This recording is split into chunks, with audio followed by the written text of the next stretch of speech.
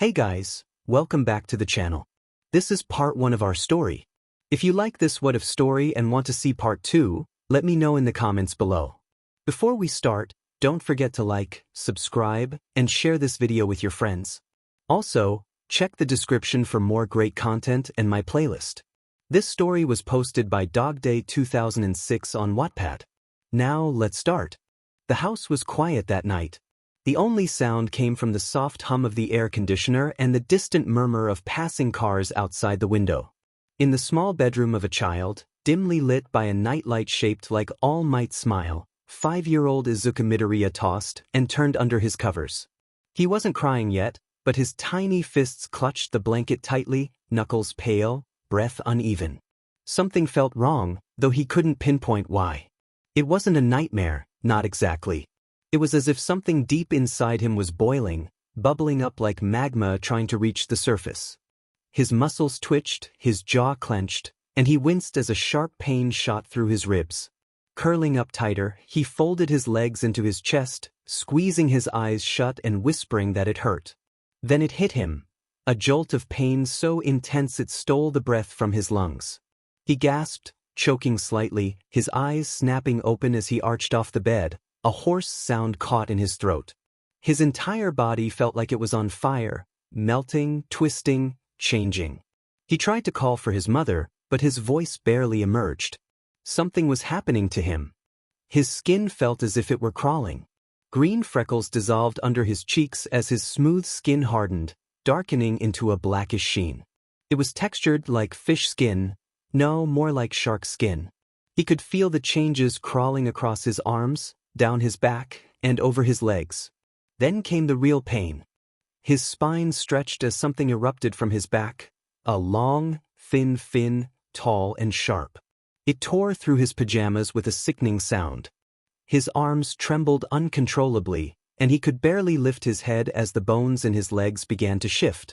He reached for the side of the bed, but his legs fused together, reshaping into something no longer human. His toes vanished, and the fabric of his breaths split apart as his lower body transformed into a massive, muscular tail, its skin rubbery and smooth with ridges like a bull shark's.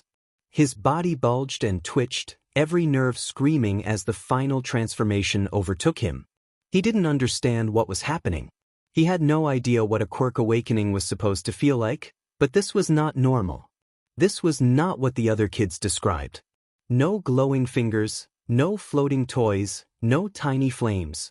This was a nightmare. And then, the eyes. They opened.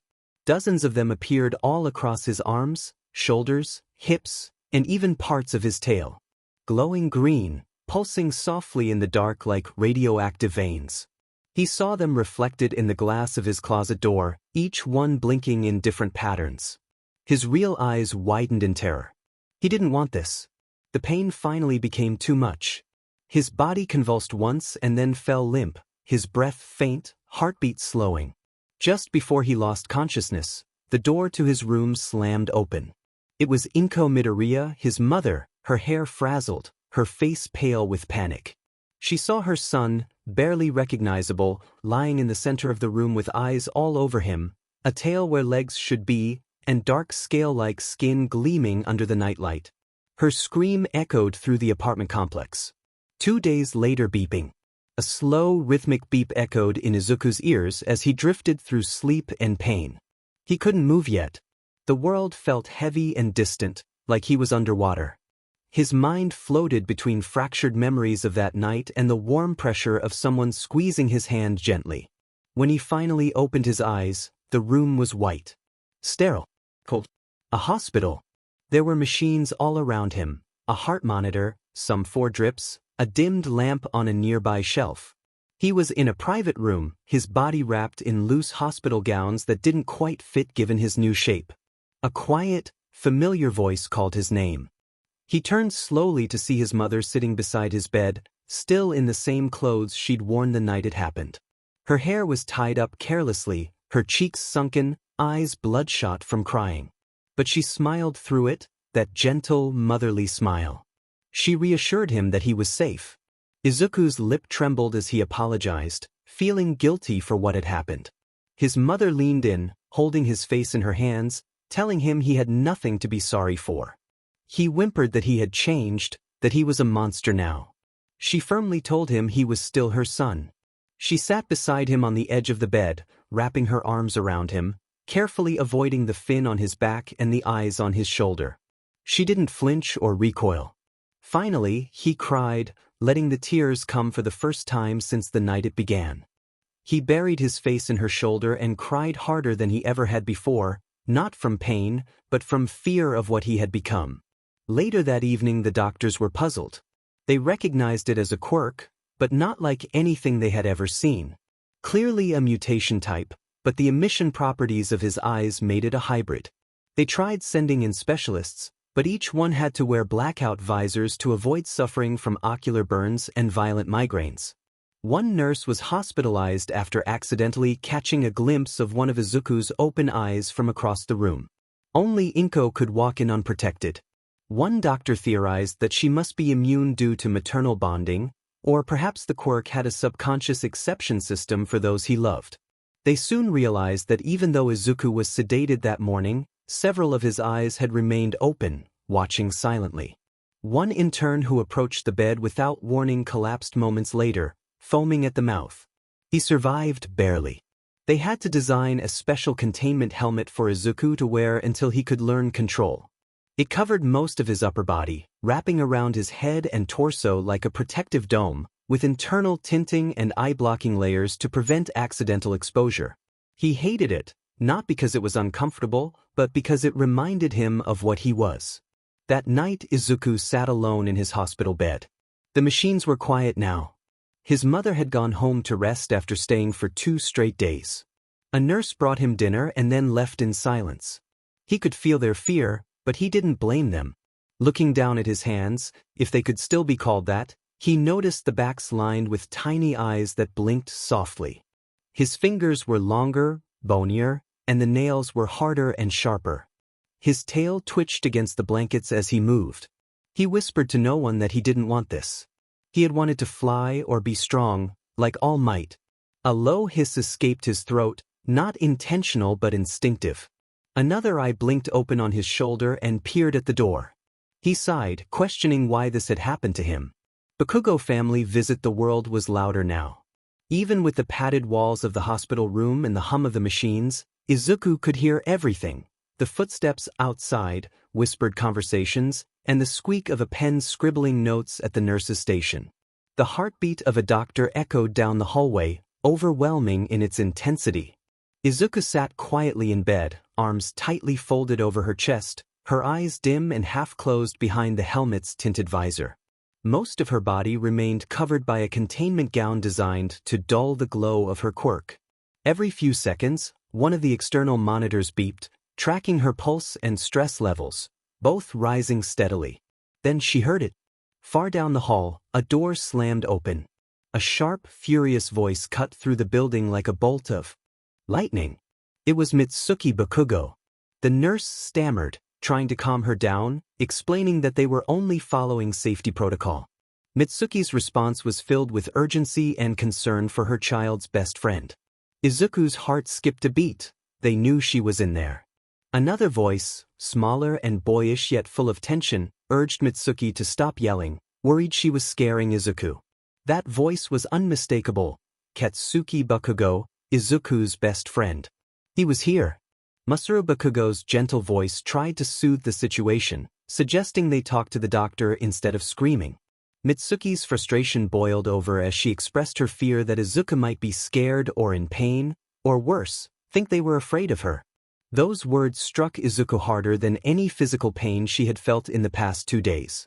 Her fists tightened under the blankets. Were they afraid of her? Did Katsuki think she was a freak now? She didn't want to find out. The door to her room hissed as it slowly opened, as if the hospital staff had finally given up trying to stop the storm outside. Mitsuki stormed in first, her blonde hair tied up in a messy bun, eyes red and burning with frustration and concern. Her gaze swept the room, locking onto Izuku immediately. Behind her, little Katsuki stumbled in, clutching his dad's hand, eyes wide, staring at the shape in the bed. He looked scared, but not of her. He was scared for her. Masaru gently guided them toward the bed, urging them to stay calm. Mitsuki blinked, taking in the sight of the containment helmet, the fins poking out from under the sheets, and the dull glow from under Izuku's gown. For a moment, she didn't speak. Then she moved forward and sat at the edge of the bed.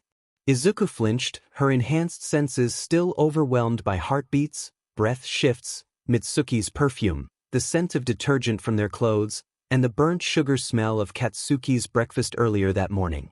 So much. Mitsuki spoke softly, expressing her sorrow for what had happened. Izuku muttered that she wasn't a baby anymore, her voice softer than before, hoarse as if she hadn't spoken in years. The helmet muffled her sound, but not enough to hide the hurt in her tone. She had changed. Katsuki stepped forward, ignoring his mother's attempt to stop him. He greeted Izuku, and one of the glowing green eyes on her shoulder blinked. Just one. He didn't scream or cry. He just smiled awkwardly, teasing her about still talking like a nerd. Izuku blinked under the helmet, and a soft laugh escaped her lips, despite the pain it caused. It felt good. Masaru sat down beside the window while Mitsuki leaned back a bit. After a few seconds of silence, Mitsuki reassured Izuku that the doctors said she would be okay. It would take time, but she was stable, and her mom would never leave her side. Izuku nodded slowly, recalling how her mother had stayed for 2 days straight. Mitsuki affirmed that she would stay for as long as it took. After another pause, Izuku suddenly asked if she looked scary. The helmet's visor tilted down slightly, hiding her face better. Katsuki's expression twisted into something fierce, offended by the suggestion. He insisted she looked awesome, like a boss-level water dragon monster.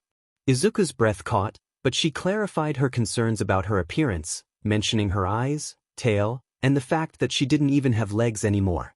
Mitsuki stood up and grabbed the side of the helmet, ignoring the nurse's shout not to touch it. She leaned in and whispered that she didn't care how many eyes Izuku had. She saw her as the sweet little kid who cried when she dropped her ice cream at the park. Izuku's lower lip quivered. Mitsuki added that anyone who called her a monster would have to go through her. Katsuki nodded in agreement, and Masaru gave a quiet thumbs up. Izuku finally whispered that she was no longer a boy, explaining that the quirk had changed things inside her. There was a moment of silence before Mitsuki, without missing a beat, declared her the prettiest little shark girl she had ever seen. Katsuki blinked in surprise, questioning her statement, but Mitsuki insisted she was right. Izuku's eyes, all of them, closed at once, and for the first time in days, she smiled. The world was dark, but for Izuku Midoriya, that darkness was a comfort. 2 days had passed since the Bakugo family visited, since Katsuki told her she looked awesome, and since Mitsuki vowed to protect her. The warmth of those moments lingered like a blanket she didn't want to let go of. But now, things were changing again. The doctors had monitored her vitals around the clock. No more violent spasms or forced sedation. Her pulse had steadied, and her strange new biology, scales, tail, eyes, and all, had settled into something stable. Stable enough to move. A nurse named Kana was the first to speak gently to her that morning, placing a warm hand on her shoulder and asking if she was ready to try something new. Izuku didn't answer immediately, her eyes shut tight, holding back her fear. She had learned to feel the air through her skin, smell the disinfectant on the walls, and hear every heartbeat around her. She whispered that she didn't want to hurt anyone. Kana assured her she wouldn't, explaining that they were ready this time. Izuku felt the nurse's steady heartbeat, cautious and kind. Most of the staff had been terrified of her at first, but that was changing. They realized something Izuku had known since the night her quirk awakened. She was more afraid of herself than they ever were. 2 more nurses entered, each holding long foam mats and blankets. They carefully laid them across the floor of Izuku's private room, creating a large, soft space for her to move without worrying about slipping or hurting herself. Izuku remained lying on the hospital bed, her tail wrapped tightly around her body like a child trying to vanish under covers. Mika spoke gently, reassuring her that they had helped other kids before, some born with fins, others who grew tails when their quirk activated. June added that Izuku had muscles stronger than most adults, and her tail could probably break concrete, but it was just like legs. It just took time. Izuku nodded slowly, whispering that she was ready. "Can I help you down?" Izuku raised one clawed hand, still soft and childlike beneath the scales, and nodded again. They moved slowly, each nurse practiced, gentle and steady. They helped her shift her body toward the edge of the bed, guiding her coiled lower half down until the full weight of her tail rested on the padded floor. Her arms trembled, her back ached, but she was upright. She felt a sense of accomplishment wash over her. "Yes, you did," Kana smiled. But then she collapsed. The weight of her tail pulled her forward, and she nearly hit the ground if not for June catching her just in time. "It's too heavy," Izuku gasped. "It's okay," Mika said calmly. "That's why we practice." Learning to slither took 2 days of daily attempts. Each time, they added new steps. First, balance. Then, pushing forward with her abdominal muscles. Her new body responded differently than legs. The movement felt more like swimming on land, shifting her torso side to side, using momentum, coiling, then uncoiling in a wave-like rhythm. It was frustrating. Every time she failed, Izuku's small claws clenched tight against the mats. Each fall made her want to cry, but the nurses encouraged her not to give up. "You're getting stronger," June said.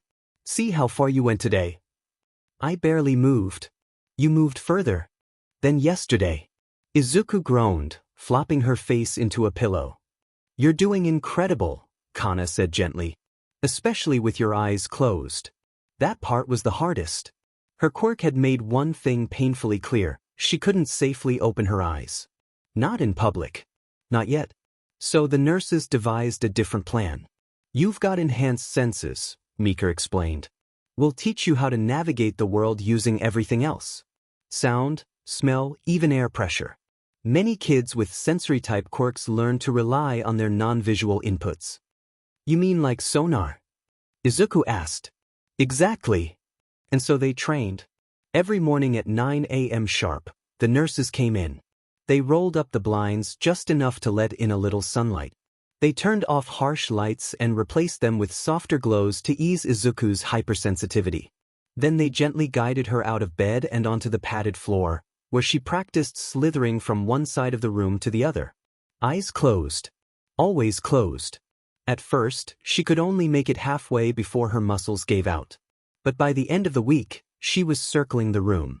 She learned to identify each nurse by heartbeat alone, smell their shampoo to know who was approaching, tell where furniture was by how air moved around it, and feel vibrations in the floor to locate someone walking. And she was only 5. But the toll wasn't just physical. There were nights she cried into her pillow, wondering if she'd ever walk again, if she'd ever play tag with Katsuki, if she'd ever be normal. There were days she refused to get up, curling her body into a tight coil and whispering to herself that she was just a monster, not meant to exist. Those days were the hardest for the nurses, but they never gave up on her. "You're not a monster," Kana said one morning. "You're one of the bravest little girls I've ever seen." "I'm not brave," Izuku mumbled. "Yes, you are. You're terrified, and you still get up every day. That's bravery." She sniffled, feeling a flicker of hope. "Thank you." Time passed in silence and steady routine. By the end of the year, Izuku could slither across any surface, padded, polished, even tile, without assistance. Her arms had grown strong, her back fin sharper, and her tail thick with coiled muscle. She had never once opened her eyes. Not even during surprise tests. The hospital classified her as stable level 3, high risk, high awareness, fully contained. But for Izuku, she was just a little girl with a big tail and a unique quirk. She missed holding her mom's hand without gloves, eating food without special utensils, and feeling the sun on her face. But she hadn't hurt anyone in a year. Not once. And that meant the world to her. The hospital room was quiet for the last time. After a full year within the same walls, the same padded floors, the same hum of monitors, the same soft voices of nurses, Izuku Midoriya was going home.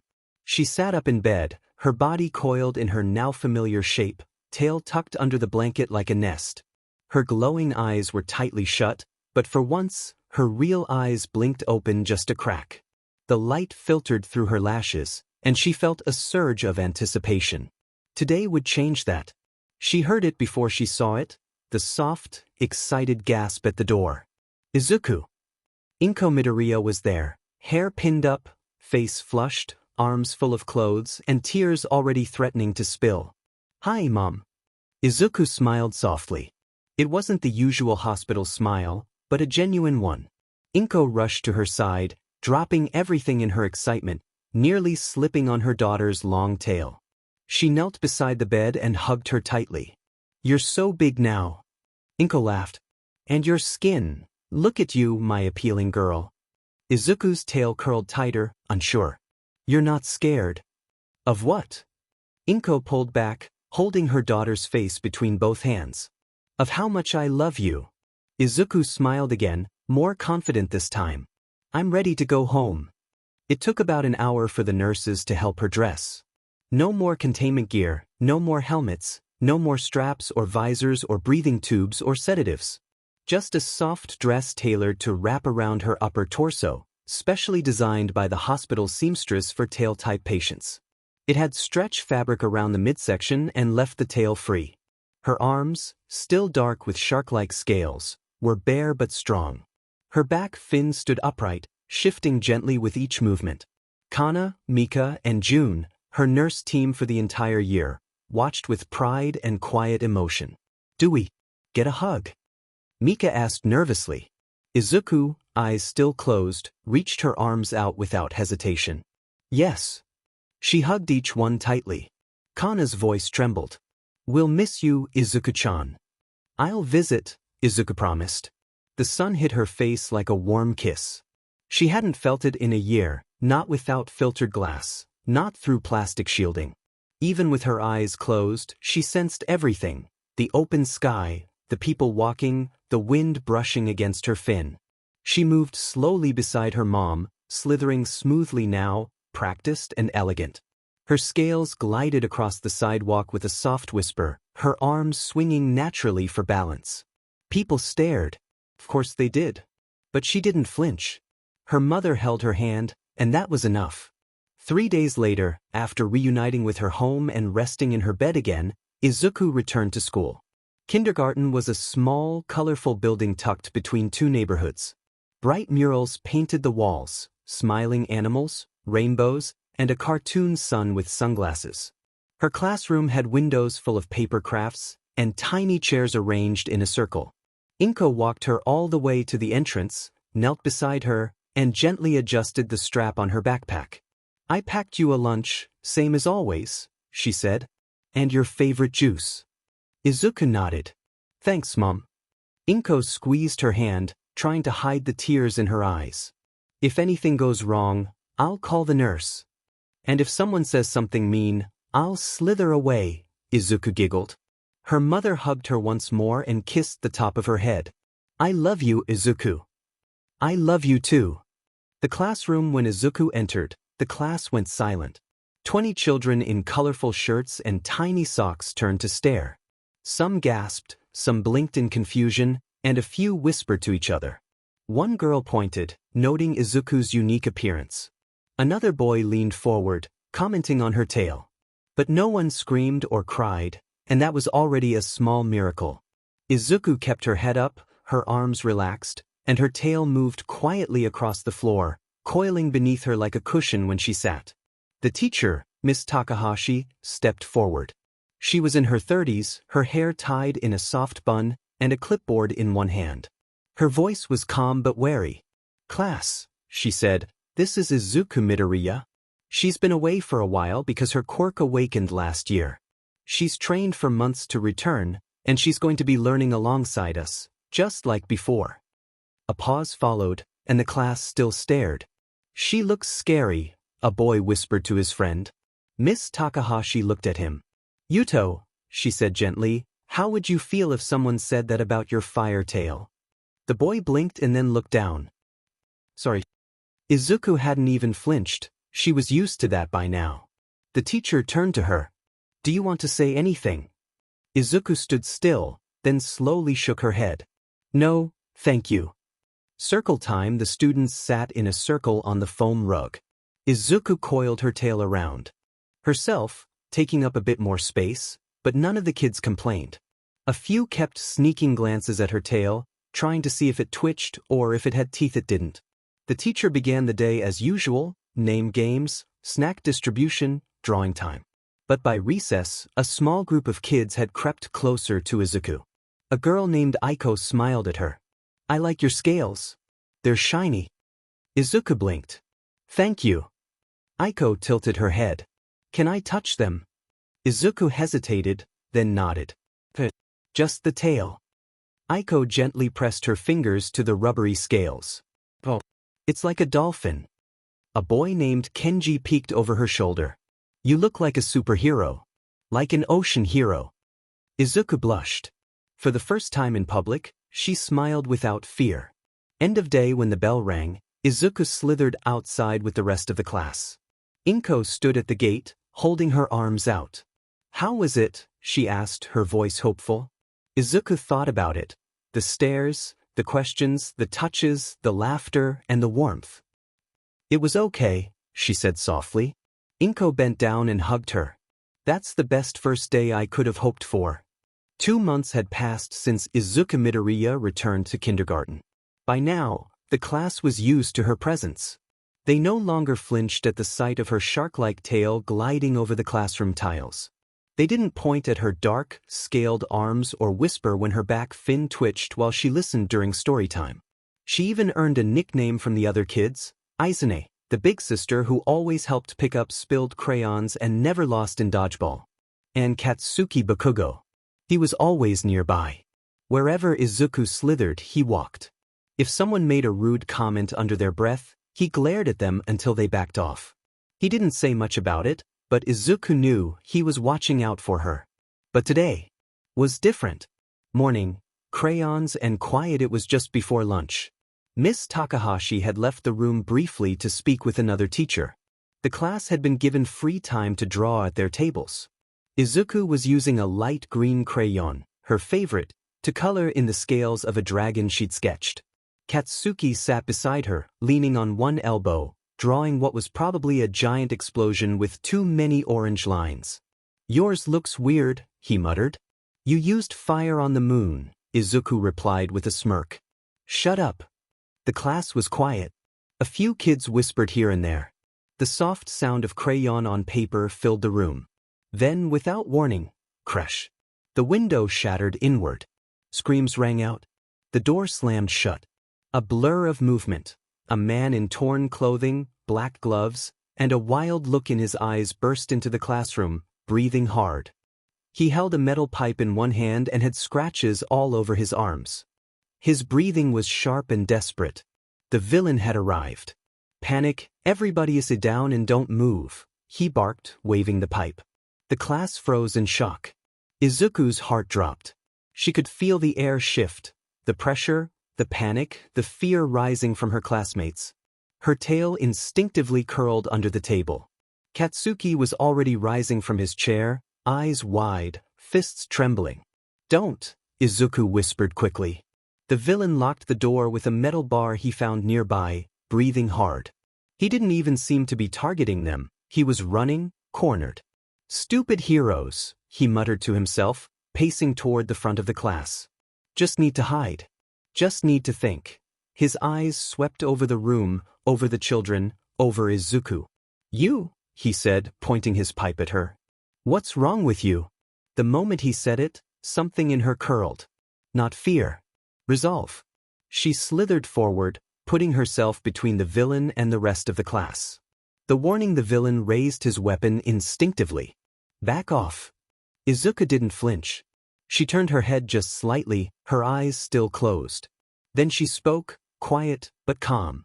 "Everyone, close your eyes." The class stared. "Now," she said more firmly. Even Katsuki didn't hesitate. He jumped up, ran to the others, and began moving from student to student, covering their eyes with his hands, his shirt, his body if he had to. "Do what she says," he barked. "Don't open your eyes until I say." Some of the kids whimpered. Others obeyed instantly. The villain scoffed. "What's this supposed to be? A game?" Izuku lowered her head, breathing slowly. "You don't want to see me." "I already do," the man shouted. You think I'm scared of a kid with scales?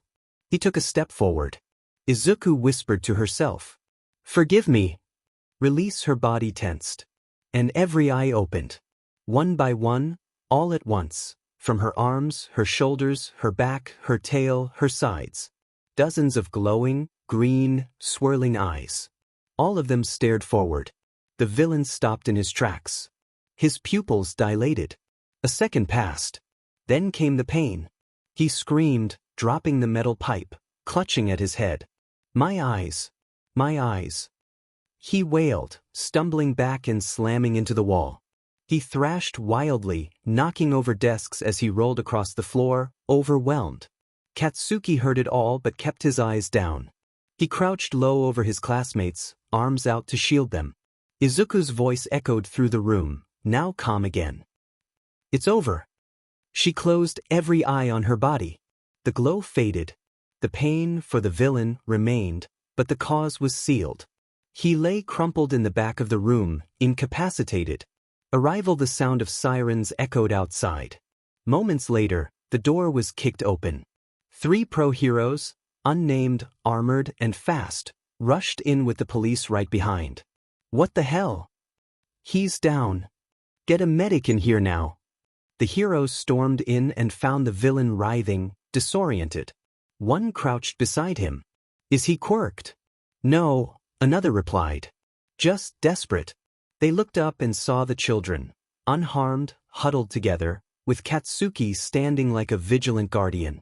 At the center of it all was a little girl with her eyes closed, arms folded, and her tail gently curled beneath her. They understood without needing to ask. They simply nodded at her once, with quiet respect. By the time Miss Takahashi returned, nearly collapsing at the sight of the glass, the classroom had been cleared. The villain had been apprehended, and the heroes had left.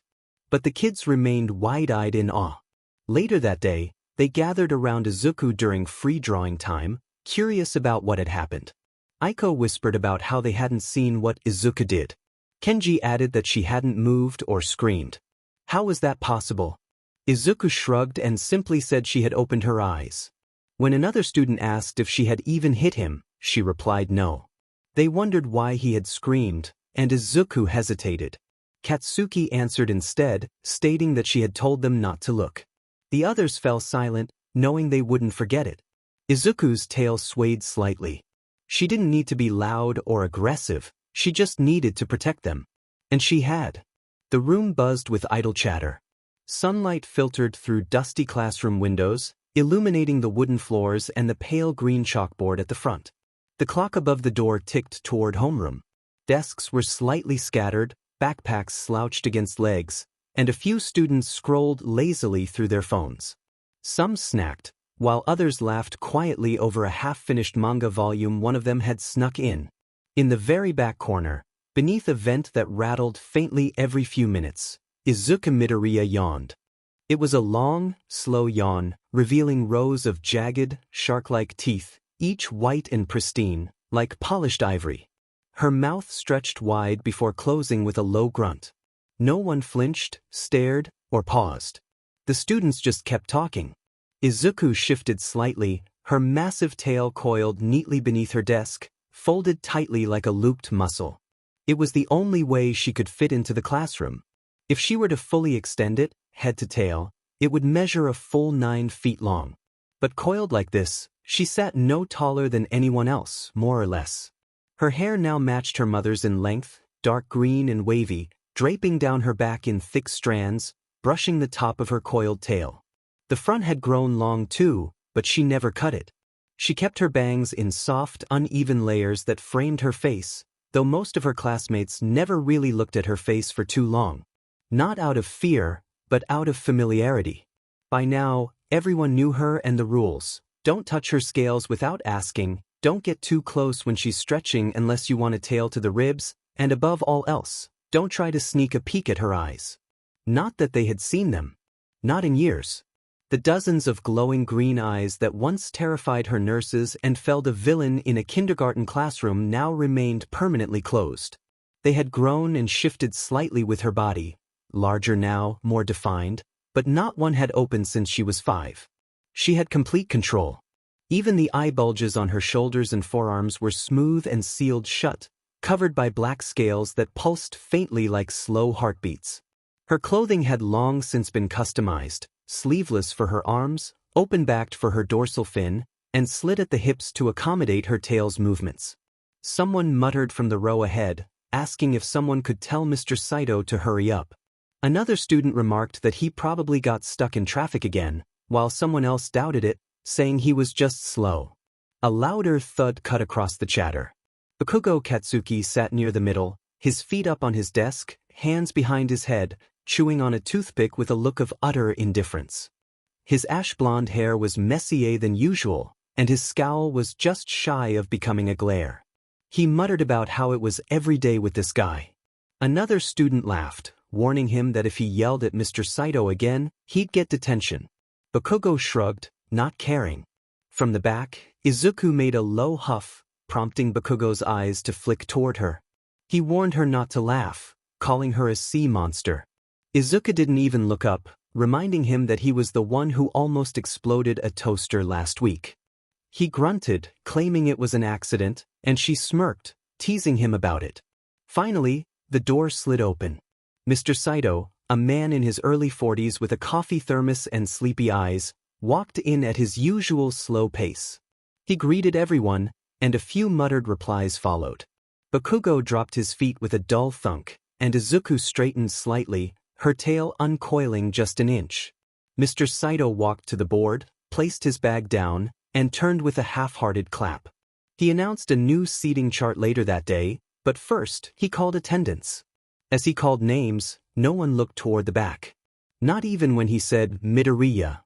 She answered softly, acknowledging her presence. During break, a group of students passed near her desk. They didn't step wide or whisper. One girl even waved, asking if Izuku wanted a candy. She caught the soft-wrapped sweet that was gently tossed her way and replied she would. Another boy joked that she shouldn't chew too loudly, or she'd scare the janitor again. Izuku grinned, her sharp teeth glinting as she said she made no promises. In the hallway, a few younger students from another class gawked at her as she slithered past. One muttered that it was her, while another whispered that she was huge. But no one approached, and no one dared speak louder than that. Inside her class, though, she was just Izuku, the quiet girl in the back who never opened her eyes, the one with the tail, the one who smiled without ever showing fear. It started like any other day. The usual morning shuffle of chairs and chatter filled the classroom. Students compared notes, swapped snacks, and dodged 𝗏𝗏𝗱𝗏's half-hearted attempts to begin homeroom. Izuku sat at the back in her usual coil, tail tucked neatly beneath her, upper body relaxed, head tilted slightly as she listened to the sounds of the room. Her arms rested lazily on her desk. She wasn't smiling, but she wasn't frowning either, just calm. Bakugo sat a few rows up, his feet already propped up on his desk, eyes half closed in boredom. Another day. Until the door slid open again, and this time, not even 𝗏𝗏𝗱𝗏 was expecting it. 𝗏𝗏𝗱𝗏 announced that they had a transfer student joining them today. The boy stepped into the room with an air of confidence. He was tall, smug, and wore an expensive uniform tailored to fit. His hair was slicked back as if he were attending a private banquet, and his shoes weren't standard issue. The smirk on his face made half the class instinctively dislike him. He introduced himself as Makoto Kuwashi, stating that his father was the CEO of Kurotech Global and that he expected proper behavior from everyone. A few students snorted, and someone whispered about him being stuck up. Makoto didn't react. His eyes scanned the room until they landed on the massive form curled at the back. His smirk widened. He commanded Izuku to move, and the silence hung just a moment too long. Makoto took a confident stride toward the back of the class, stopping beside Izuku's desk. He gestured to the wide, reinforced seat, commenting on how it was large and elevated, almost like a throne. Izuku didn't move. Makoto leaned in slightly, claiming it suited him. Stillness filled the air. He declared he would be taking her seat and reached for her desk with one gloved hand, telling her she could sit somewhere else. Izuku's arms remained crossed, and her head turned just slightly as she quietly stated that it was her desk and asked him to go back to the front. Makoto scoffed, asserting that she was taking up more than her fair share of space. Surely, a person of Makoto's stature required proper accommodation. 𝗏𝗧𝗧𝗟𝗘 began from the front, his voice low, instructing Makoto to return to the front row. Makoto was merely suggesting something, but Izuku calmly pointed out that he was demanding. Something in the room shifted, a subtle heat rising.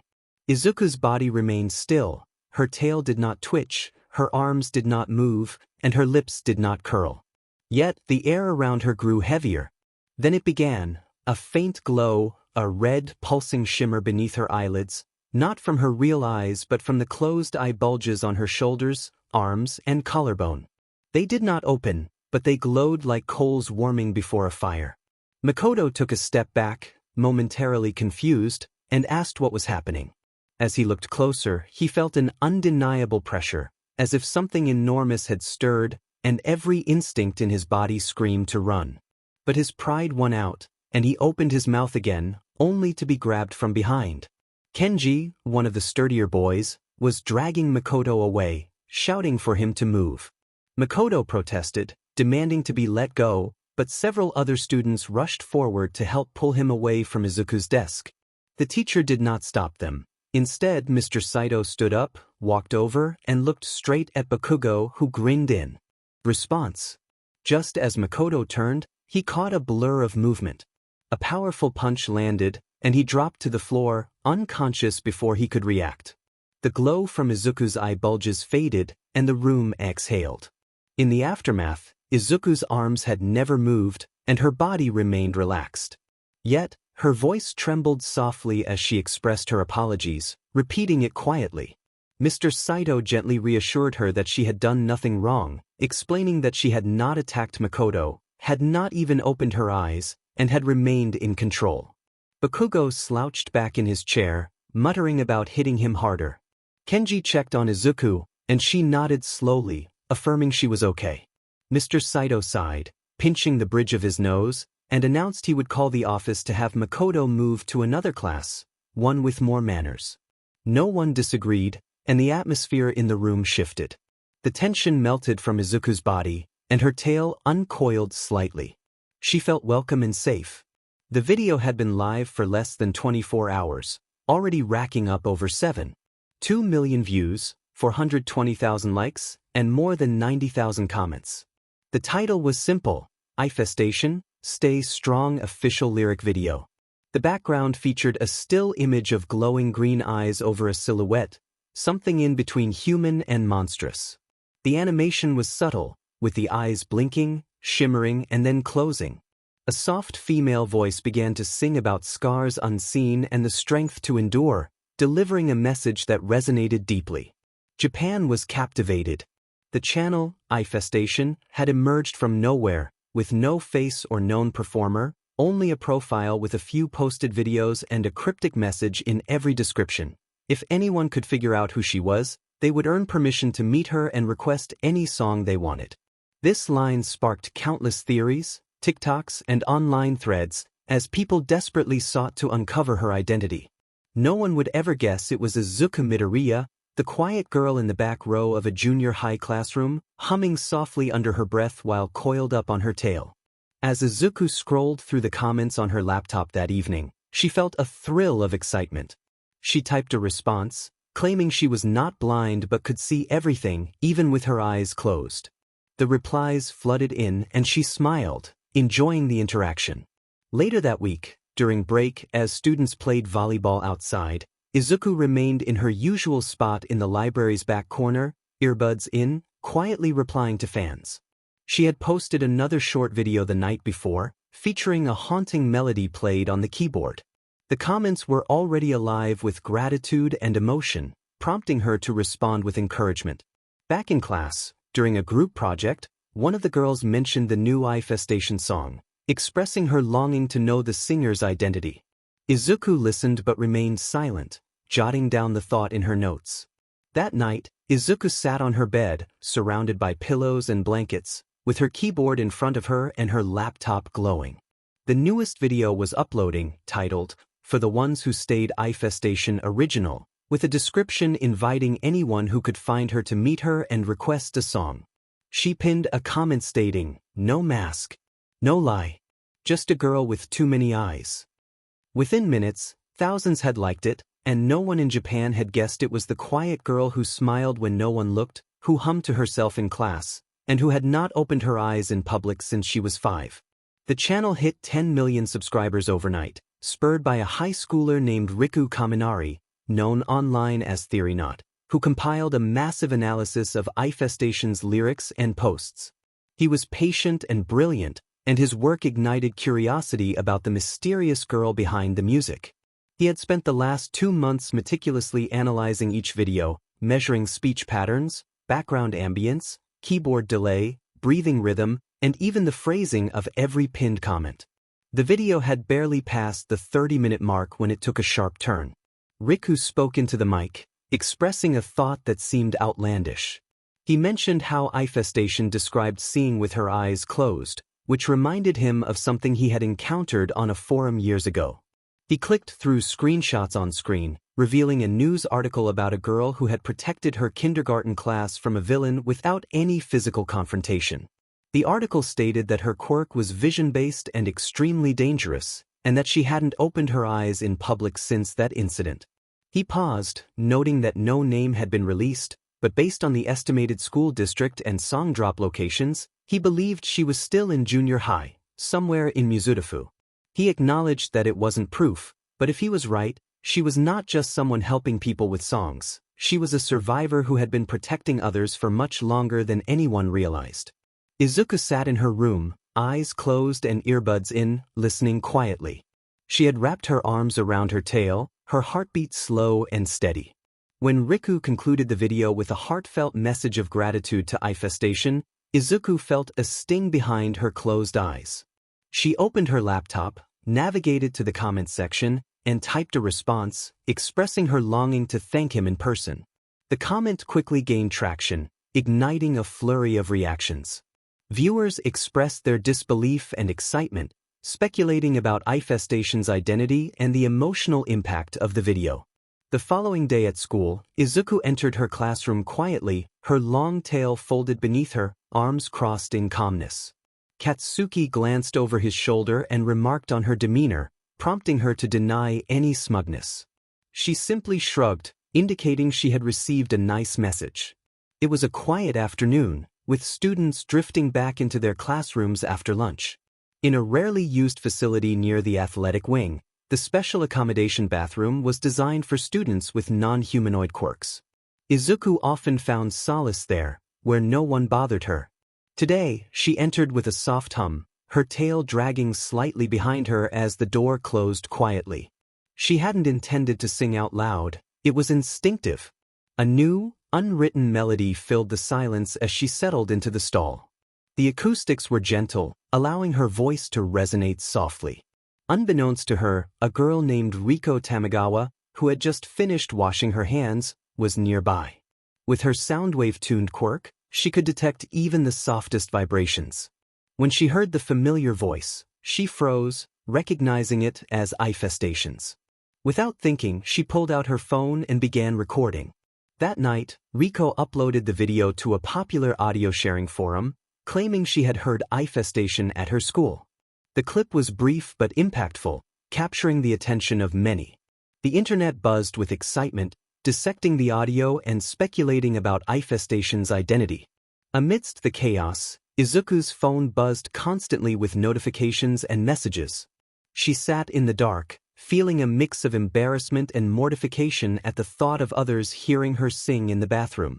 The next day at school, surprisingly, no one approached her or stared. Her classmates acted as if everything was normal, even Katsuki, who merely gave her a sideways glance. Riko, however, couldn't concentrate in class, her mind lingering on the voice she had recorded. She kept glancing toward the back corner of the room where Izuku sat, silent and still, her eyes always closed. Just before dismissal, Riko found a folded slip of paper on her desk. The handwriting was careful and soft, instructing her to meet in classroom 3C after school and to come alone. Her heart raced, she knew who it was from. As the halls emptied, Riko approached the door to classroom 3C, anticipation building within her. The sunlight spilled through the tall windows, casting long shadows across the floor. Riko pushed the door open slowly. Inside, at one of the front desks, sat izuku Midoriya. Her back was to the window, her green hair glowing slightly in the light. Her arms rested on the desk, and her tail coiled beneath her. Her eyes were still closed, but there was no mistaking it. That same presence. That stillness. That voice. Izuku acknowledged Riko's arrival softly, and Riko nodded, barely able to form words. She couldn't believe it. It was really Izuku. Riko sat down across from her, almost trembling. She expressed her admiration for Izuku, revealing how much her music had meant to her. Izuku raised a hand gently, assuring Riko that it was okay and that she didn't need to gush. Riko admitted that she might be a little overwhelmed, and Izuku chuckled. After a moment of silence, Izuku mentioned how Riko had gotten really close with her recent video, acknowledging that Riko had listened and cared. Riko felt a rush of emotions as Izuku revealed that she wanted to give her something special, a song, just for Riko in any genre except rock. Riko was taken aback by this generous offer. Izuku tilted her head slightly, her expression softening as she offered to answer any questions Riko had. Riko hesitated before asking about Izuku's quirk. Izuku took a breath and explained that her quirk, called Eyefestation, had mutated when she was 5, causing hundreds of eyes to grow across her body. They remained closed unless she opened them intentionally. Riko leaned in, her heart racing, as Izuku described the pain inflicted on those who looked into her open eyes. She explained how the pain could escalate depending on her emotions, and Riko listened intently, realizing the weight of Izuku's experiences. Izuku had not slept, her laptop screen illuminating the dark corners of her room as she sat hunched over her keyboard, headphones draped loosely around her neck. She was not just composing, she was listening, feeling, and matching every sound and lyric to the rhythm of another person's heartbeat, a fan's heartbeat, a friend's. After her meeting with Riko, Izuku spent hours going through old sound samples, writing verse after verse until the words finally clicked. It wasn't about making something flashy, it was about Riko. Izuku wanted to create a tribute that honored the connection they shared. She titled the song, The Hearing. The melody was soft but layered, woven with carefully shaped tones and subtle pulses that could only be appreciated by those who listened closely. The lyrics were sparse yet deliberate, reflecting the bond between them. Just before dawn, Izuku rendered the video, featuring a still image of a faint, soundwave-shaped ripple glowing green across a black background. In the corner of the screen were the words, "Coming Soon," and "Fan Song, The Hearing." The description was short, expressing gratitude to the one who had listened. When she posted it, the internet exploded with excitement. Fans speculated about the identity of the person who inspired the song, and the reactions were overwhelmingly positive. Riko, who had been anxiously refreshing the video, watched as the views climbed higher, feeling a mix of pride and disbelief. As Izuku passed Riko's desk that morning, she paused just long enough to express her hope that Riko would enjoy the song when it was released. Riko could only smile, holding back tears. That evening, Izuku sat back in her room, headphones on, arms folded behind her head. Her heart was open to the possibilities ahead. This was the beginning of something new, not just music, but something bigger. And for now, that was enough. In the classroom, Izuku sat near the back, her massive tail coiled beneath her desk. She leaned gently on her sketchpad, guiding the charcoal across the paper. Each slide was instinctive and guided by Braille, a skill she had mastered over the years. Today's sketch was inspired by a Braille reference for a famous photo of All Might with a child in his arms, smiling wide. Though she couldn't see the picture, her drawing captured its essence. The classroom door opened, and their teacher, Mr. Takeda, shuffled in with a stack of papers. He announced that it was time to start thinking about high school applications, prompting a collective wave of groans from the students. He dramatically threw the papers over his shoulder, and the room erupted in cheers. Sparks flew from one student's fingers, another levitated a pencil, and one kid accidentally blew a hole in a notebook. Izuku flinched at the sudden burst of sound and quirk energy, which made her ears ring. Her enhanced senses struggled to track every quirk at once, creating a chaotic symphony of overstimulation. She pressed a hand to her head and took a slow breath. Then she heard it, familiar, cocky, loud. Bakugo declared that he didn't need luck and was aiming straight for you. He sat with his feet on the desk, arms folded, smug as ever. He continued, stating that he wouldn't waste time on any other schools and was determined to be at the top of the hero course. A few classmates clapped while others rolled their eyes. Izuku kept sketching. Then Mr. Takeda interjected, noting that one student was not applying to any high school. The class turned in surprise. According to the form he submitted, Midoriya had chosen not to apply. Silence fell, and the words echoed louder than any explosion. Even Bakugo's eyes snapped to the back of the room. Whispers spread among the students, expressing disbelief and confusion about Izuku's decision. Mr. Takeda raised his hands to calm the class, explaining that it was her choice. All eyes turned to Izuku, who didn't look up from her paper. Her voice was calm and soft, but every word was clear as she stated that she had other hobbies. When asked what those hobbies were, she mentioned they were significant ones that were already making her money. A few students blinked in surprise, and one asked if she was working part-time.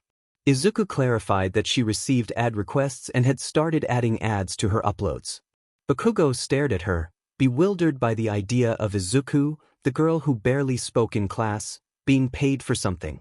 After class, chatter continued in the hallway with speculation about her hobbies. Some wondered if she was sculpting or already working for a company. No one had a definitive answer, except for Bakugo, who was starting to wonder himself. The music in her earbuds pulsed gently, calm and smooth, echoing her thoughts. Izuku Midoriya moved along the edge of the sidewalk, her tail gliding silently against the pavement, her body towering yet fluid. Her eyes remained closed, head tilted to the breeze as she listened to the ambient rhythm, blocking out the world just enough to feel distant from it. Suddenly, a loud explosion shattered the tranquility. Izuku pulled one earbud out, noticing a crowd forming a block away. People shouting, dust rising, some recording on their phones. She heard the panic, the fire, and the screams. Then a familiar voice cut through. The chaos. It was Bakugo, shouting angrily, but beneath his bravado, there was fear. Izuku felt her heart freeze. She moved with urgency, her tail propelling her forward as she twisted between pedestrians and cars. When she arrived, chaos reigned. A sludge villain had wrapped around a collapsing storefront, gripping Bakugo by the torso, half submerged in slime. His arms sparked weakly, and his eyes were barely visible. Fire surrounded them, and the heroes stood helpless behind a barricade of debris, unable to approach. Izuku didn't need to see to know the danger. She heard the gurgling, smelled the burning oil, and felt Bakugo's heartbeat slowing. Then came the worst sound of all, the last breath before suffocation. Something inside her snapped. A surge of emotion burst through her chest, rage, fear, instinct. Her body coiled tight, teeth gritted. All of her eyes opened at once, glowing a fierce red. The air crackled around her as she shot upward over the heads of the crowd, landing with a thunderous thud between the sludge villain and the street. People gasped, but no one screamed. They were not affected, her quirk had registered them as safe. The villain screamed in confusion, blinded by the sudden change. Izuku surged forward, her claws tearing through the sludge effortlessly. She reached out, grabbed Bakugo by the arms, and ripped him free. He gasped, coughing, his face pale from oxygen loss. Without hesitation, she slithered back in one smooth motion, wrapping Bakugo in one arm as she jumped clear over the crowd and landed near the fire truck. The moment her tail hit the ground, her eyes snapped shut, and the red glow vanished. The heroes moved quickly, seizing the opportunity. The crowd erupted, not in panic, but in awe. They marveled at what they had just witnessed. Bakugo sat on the sidewalk, still coughing, looking up at her with wide, unblinking eyes. He managed to rasp out a single word, and Izuku leaned over him, still breathing hard. She whispered that she had heard him and wasn't going to let him die. Minutes passed as the villain was restrained and the fire extinguished. Reporters began to arrive, but none approached 𝗧𝗬𝗧𝗟, not due to barriers, but because of the atmosphere surrounding her. She was quiet and still, and for the first time, the crowd understood what control looked like. The street was still smoldering, with tape cordoning off the damaged storefront. The villain had been taken away, and the heroes retreated behind press barriers to regroup. Yet the crowd remained, standing in silence, not in fear but in awe. In the center stood 𝗧𝗬𝗧𝗟, unmoving and composed. Her eyes were shut once more, her head slightly lowered, arms folded gently. Her scaled skin shimmered under the fading sunlight, and her tail rested on the ground like a coiled ribbon of shadow. A few murmured quietly, while others simply watched. Then a woman pushed forward, a reporter. She was young, in her late 20s, with a slightly wrinkled blazer and a mic gripped nervously in both hands. Her crew lingered a few paces behind her, camera rolling. Clearing her throat, she introduced herself and asked if she could ask 𝗧𝗬𝗧𝗟 a few questions. 𝗧𝗬𝗧𝗟 turned her head slightly, and the reporter flinched at the weight of her presence. The reporter thanked 𝗧𝗬𝗧𝗟 for stopping the attack, noting that no one was seriously hurt and that people were calling her a hero. 𝗧𝗬𝗧𝗟 tilted her head, stating that she was not a hero, just someone who reacted. The reporter blinked, then asked for her name. 𝗧𝗬𝗧𝗟 replied, 𝗧𝗬𝗧𝗟. When asked about her quirk, 𝗧𝗬𝗧𝗟 hesitated before explaining that it didn't have a name she liked, but it was dangerous. She elaborated that if her quirk hadn't registered the people around her as safe, everyone who saw her would have gone blind instantly. The crowd murmured in disbelief at her revelation. It doesn't always work like that. The villain wasn't registered. Momo swallowed and asked carefully why 𝗧𝗬𝗧𝗟 had rushed in to save the boy. 𝗧𝗬𝗧𝗟's voice remained steady as she replied that she had heard him. Momo was surprised and inquired if she knew him. 𝗧𝗬𝗧𝗟 explained that she had always heard him, even when no one else did. Momo hesitated before gently asking if 𝗧𝗬𝗧𝗟 was scared of her quirk. 𝗧𝗬𝗧𝗟 turned to face her fully, her arms folded and her tail still. With honesty, she admitted that she was scared. Momo noted that despite her fear, 𝗧𝗬𝗧𝗟 had used her quirk to protect someone. 𝗧𝗬𝗧𝗟 nodded in affirmation. Momo looked down, then stepped back and lowered the microphone, expressing her gratitude. 𝗧𝗬𝗧𝗟 nodded again, and without a sound, Momo slithered away, disappearing into the city as quietly as she had arrived. The world had changed, not dramatically or in ways everyone could see, but online, in music, and in the quiet hearts of thousands, something had shifted. Over the past 10 months, a name had steadily climbed into the spotlight, Eyefestation. 20 original songs, each unique, haunting, encouraging, and NTMT.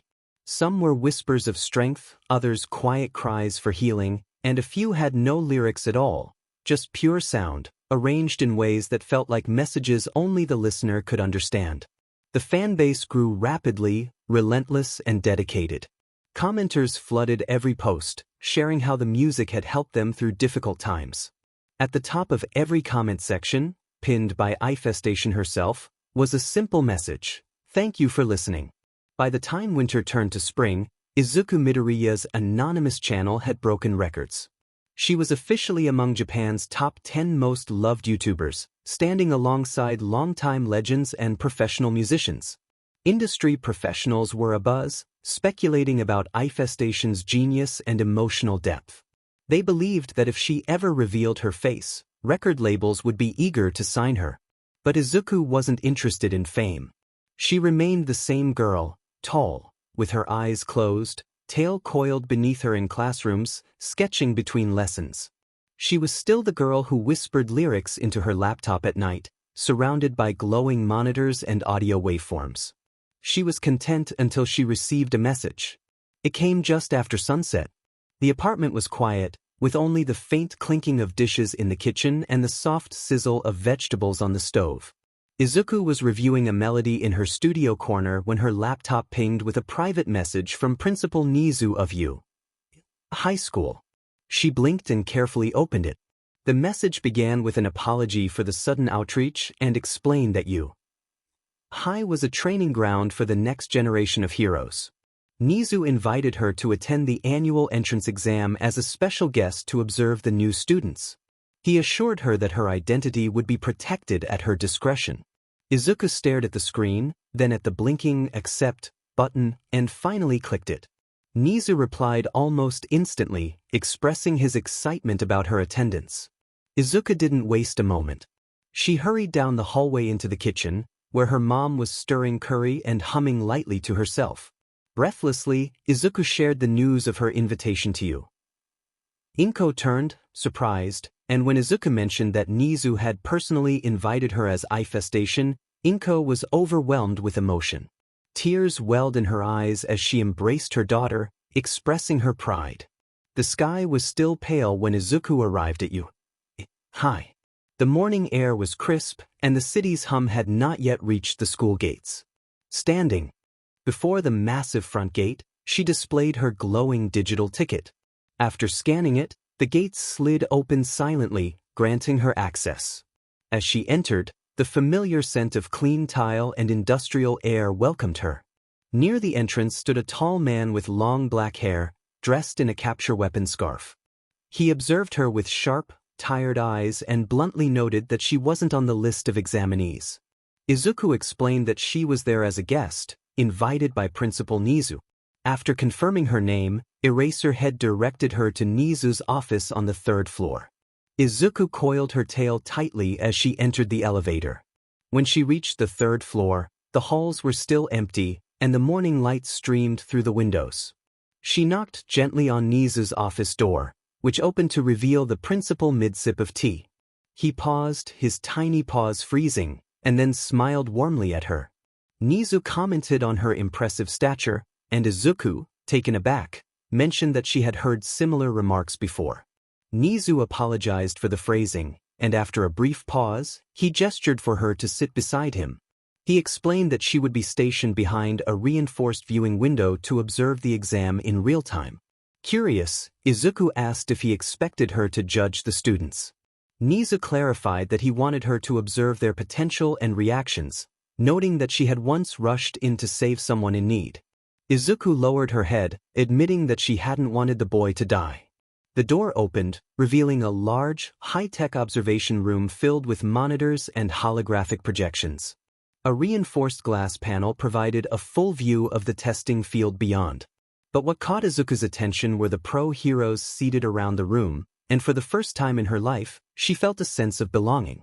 Izuku stepped through the threshold slowly, her scaled tail coiling tightly behind her. The lights above cast a warm glow on her black fish-scale skin and long green hair, now brushing the back of her arms. She paused near the doorway, heart pounding. All her life, she had kept her eyes closed. She had heard the world, smelled it, felt it, and memorized it by its temperature and pressure. But now, 𝗫𝐻 had given her something impossible: freedom. The pro-heroes in the room, Eraserhead, Vlad King, Midnight, and Present Mike, all wore special, thick-lensed glasses with faintly glowing rims. Each pair was subtly different, clearly customized for one purpose: to let them look her in the eyes and live. 𝗫𝐻 stood by the far side of the room, tapping holographic controls with a cup of tea in his other paw. He looked up and warmly called for her, acknowledging her perfect timing. Izuku took a breath. And for the first time in a year, she opened her eyes. Her vision flooded with color and light. The world didn't hurt her. It was overwhelming in the best way. Across the room, Eraserhead turned. His face was calm and unreadable, but the edges of his mouth lifted slightly. He acknowledged her presence, and she returned the sentiment softly.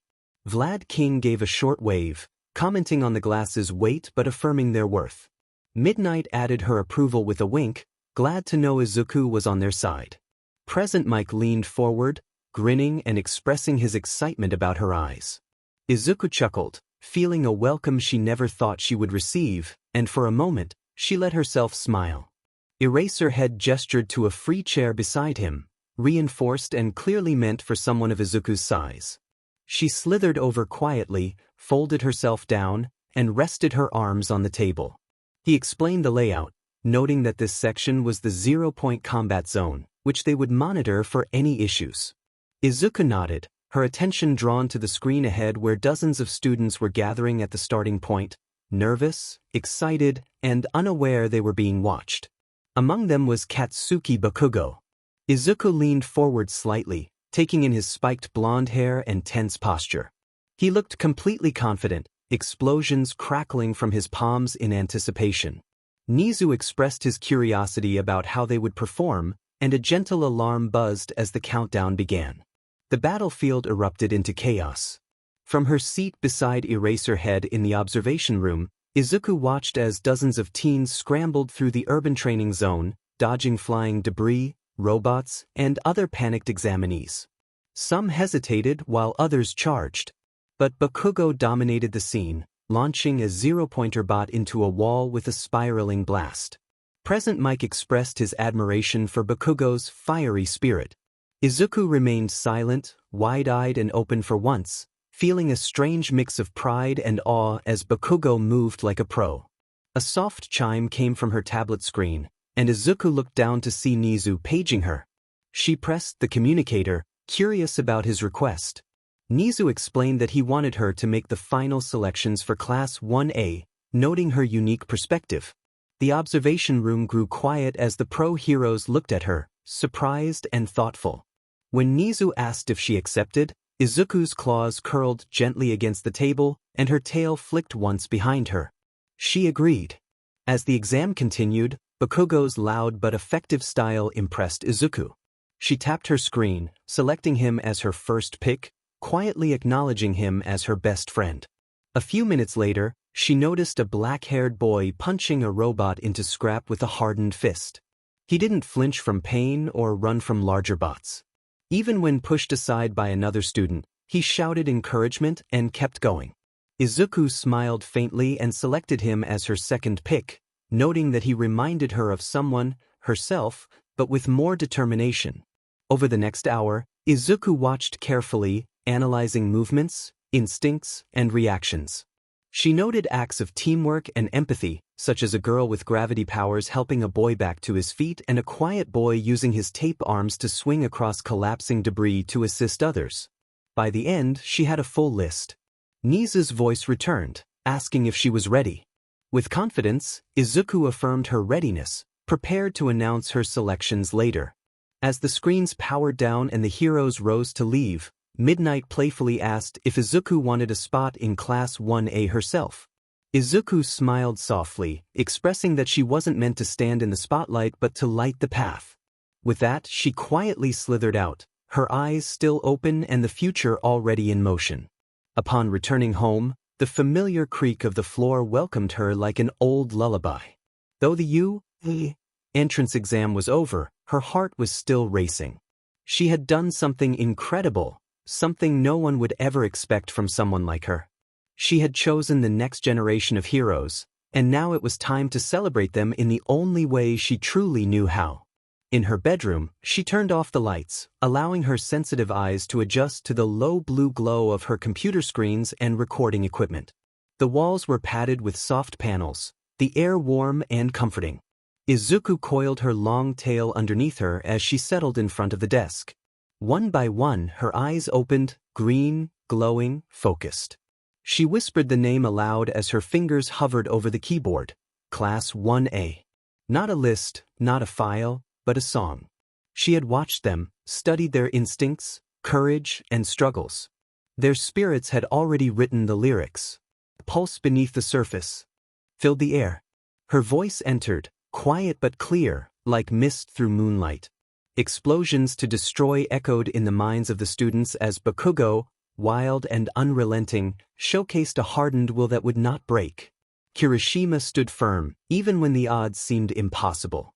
Acid to free the trapped was embodied by Mina, leaping through wreckage without hesitation. Speed to reach those in need was represented by Ida, running not for points but to call for help. Earphone jacks tuned to cries were Jiro's specialty, always alert and aware. Froggy's spirit leaped high as 𝗬𝗓 remained calm, efficient, and brave. Arms stretched to find the lost were Shoji's, his body a sensor always reaching for others. Tape to bind, no matter the cost, was 𝗬𝗓's mission as he swung through chaos, pinning threats without fear. Electric sparks to protect were Kaminari's chaotic yet loyal nature, throwing himself into danger. A shadow born to guard was Tokoyami, quiet and calculating, bonded with darkness. Lasers bursting from the heart were Aoyama's signature, ridiculous yet determined, never backing down. Sugar's might in strength unchained was Sato, soft-spoken but strong when it mattered most. A tale that strikes with balance bold belonged to Ojiro, grounded, precise and reliable. And gravity's defying grace was Uraraka, floating toward hope and lifting others without hesitation.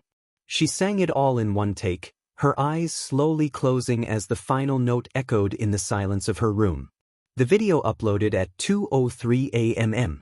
By sunrise, it had over 50,000 views. By mid-morning, it had gone viral, trending number 2 in Japan. Speculation filled the air. Was this a leak of U.S. Hero Corps students? How did Eyefestation know their quirks? There was no way this was coincidence. She had to be a student. Reactions poured in with comments like, "That has to be Bakugo's explosions," and "I think the frog girl is that Tsu girl from General Ed." Theories spun out of control as people drew charts, made TikToks, and posted video reactions comparing examinee quirks to the lyrics. Among the thousands of comments, one rose to the top at HeroWatcher88 asked if Eyefestation was in Class 1A. Izuku stared at it, smiling, and typed back slowly, teasingly hinting at the truth. The internet exploded again. As the day came to a close, Izuku lay back in her bed, the warm glow of her screen dancing across her face. She thought of each student, their fire, their heart, and her choices. She wouldn't stand beside them in class, not officially, but she would watch, support, and sing their stories until the whole world saw what she saw. If she could shine the light on others, maybe people wouldn't be so afraid of the darkness within her. It had been a week since the start of U.I.'s new academic year.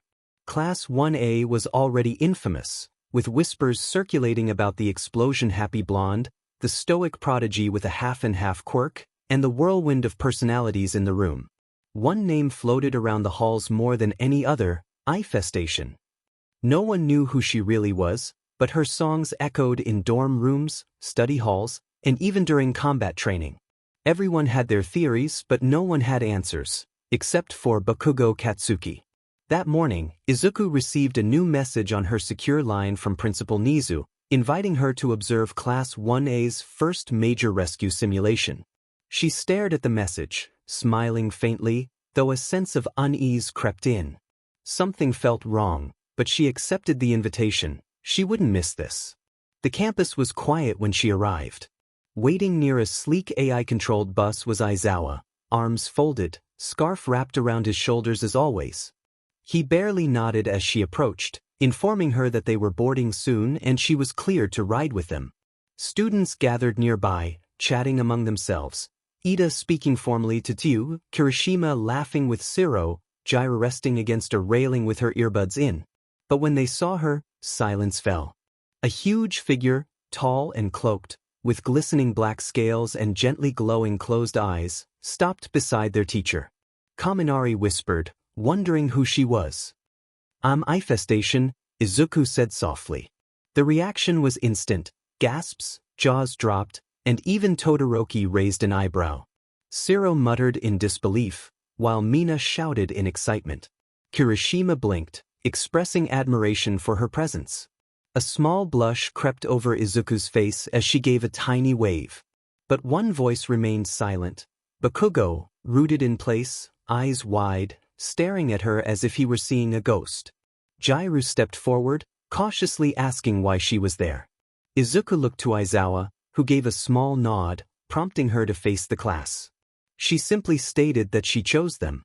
Confused stares met her declaration, and Izuku explained that Nizu had allowed her to decide who deserved a chance, who had the spirit, the fire, and the will.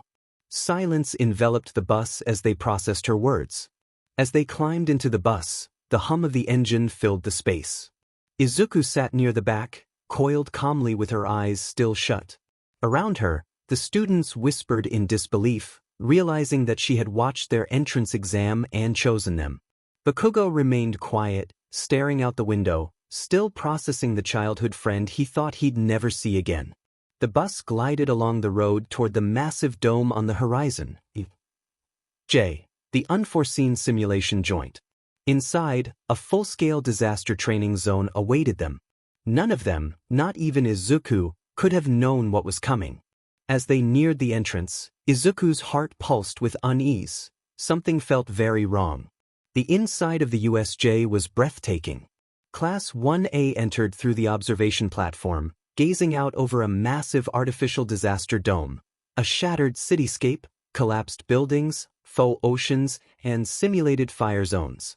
But no one paid attention to the scenery. All eyes were still on Izuku, the giant girl with glistening black scales and closed eyes, slithering silently among them. Kaminari asked if it was true that she was blind yet could draw better than most could see. Jiru inquired about the voice modulator theory, while Mina whispered about her being born in the ocean like a sea spirit. Izuku laughed gently, raising her hands and explaining that mystery was part of the fun. Uraraka marveled at how she sounded exactly like Eyefestation, to which Izuku replied with a smile, hoping so. A smooth voice called out from down the steps, introducing Pro Hero 13, who stood at the center of the platform in her classic space-themed suit. She greeted the class warmly, expressing her admiration for Eyefestation, mentioning how the song, Stay Strong, had helped her through patrol burnout last year. Izuku blinked in surprise, feeling a flush of pride as she bowed in gratitude. 13 turned back to the class, ready to explain the training facility they were about to enter. Inside, the lesson focused on responding to natural disasters, evacuating civilians, and navigating chaos without combat. However, something felt wrong. As 13 continued, Izuku's smile slowly faded, her posture stiffening. The air felt too still, too tight. Then the scent hit her, BLD. Her fingers twitched, and she tasted something acrid in the air. She turned her head slightly, her instincts screaming that something was coming. A low hum resonated from the center plaza as a purple mist swirled beside the main fountain. The mist twisted unnaturally until it opened into a spiraling void, a portal. From it stepped a man with disheveled blue hair, his body covered in dismembered hands. His eyes were dull, and his lips curled into a lazy grin. More figures emerged, villains, dozens of them.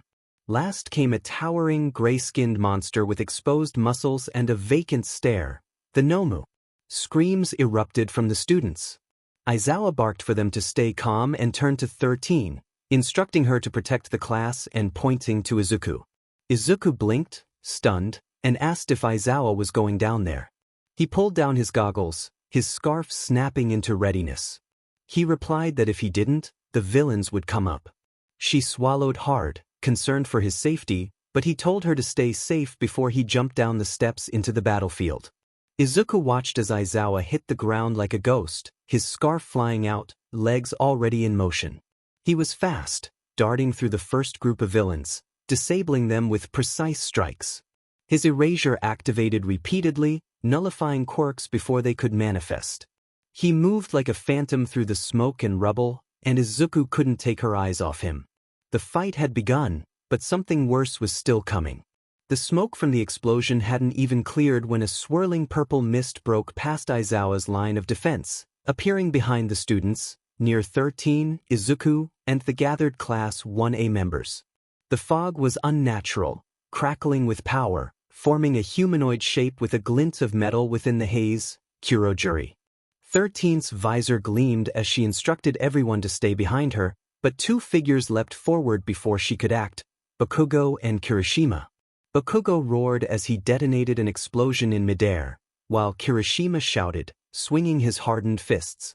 Their impact sent up a massive cloud of dust and smoke, creating chaos. Then 𝗀𝗧𝗟𝗘's voice echoed, amused, as the smoke cleared, revealing that his form had only expanded. Without hesitation, 𝗀𝗧𝗟𝗘 wrapped his swirling body around them all. Izuku's instinct screamed. She moved faster than she thought possible, lunging and shoving 13 free. Another clawed swipe sent Ida, Siro, Shoji, Sato, and Uraraka hurtling back, just outside the edge of the mist. Then everything warped, and she found herself falling. Cold water rushed around her, dark and heavy. Izuku kept her eyes closed but felt everything, the ripples of movement, the subtle shift of current, and the metallic scent of dried BLD on old armor.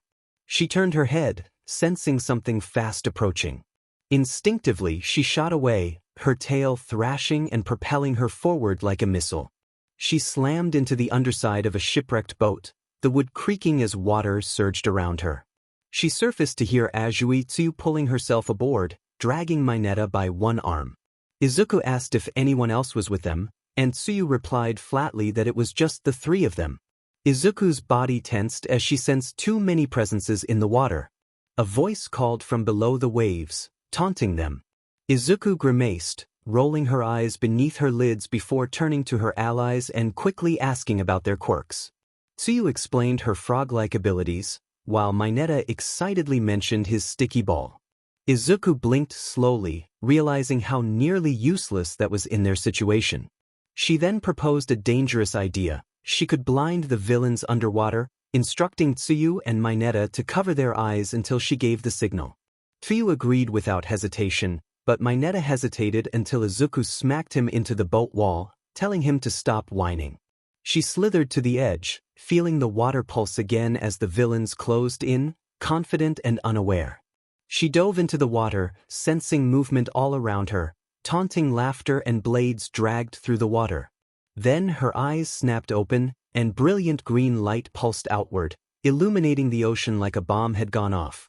The villains screamed, thrashing and flailing, blinded by the sudden brightness. Izuku popped her head above water and shouted for 𝗀𝗬𝗧𝗟 to jump. Without hesitation, 𝗀𝗬𝗧𝗟 leaped with 𝗀𝗱𝗃 clutched under her arm, launching away from the wreckage. Izuku dove again, slithering through the chaos with explosive speed. The villains, still blind, never saw her leave. They never knew what hit them. She had saved her classmates, but this was only the beginning. The cold water lapped softly at the edges of the platform as Izuku swam beside 𝗀𝗬𝗧𝗟, who carried 𝗀𝗱𝗃 tightly. They remained silent, the battle raging ahead near the center plaza of the U.S. Even without opening her eyes, Izuku could sense every shift in air pressure, smell every drop of sweat and blood on the battlefield. As they approached the central zone, Izuku whispered for them to stop. The three of them peeked over the ledge to see chaos below. Aizawa stood alone, his scarf whipping through the air like a blade, tearing through villain after villain. His goggles were cracked, and his body was bleeding, but he didn't stop moving. Izuku's breathing tightened as she recognized the pattern of his motion. Fatigue was setting in quickly. She urged him silently to keep going and gestured to 𝗀𝗬𝗧𝗟, floating across the surface of the water, keeping low to avoid detection. Her size made her a moving target, but the water muffled her approach. Then came the sound, a snap.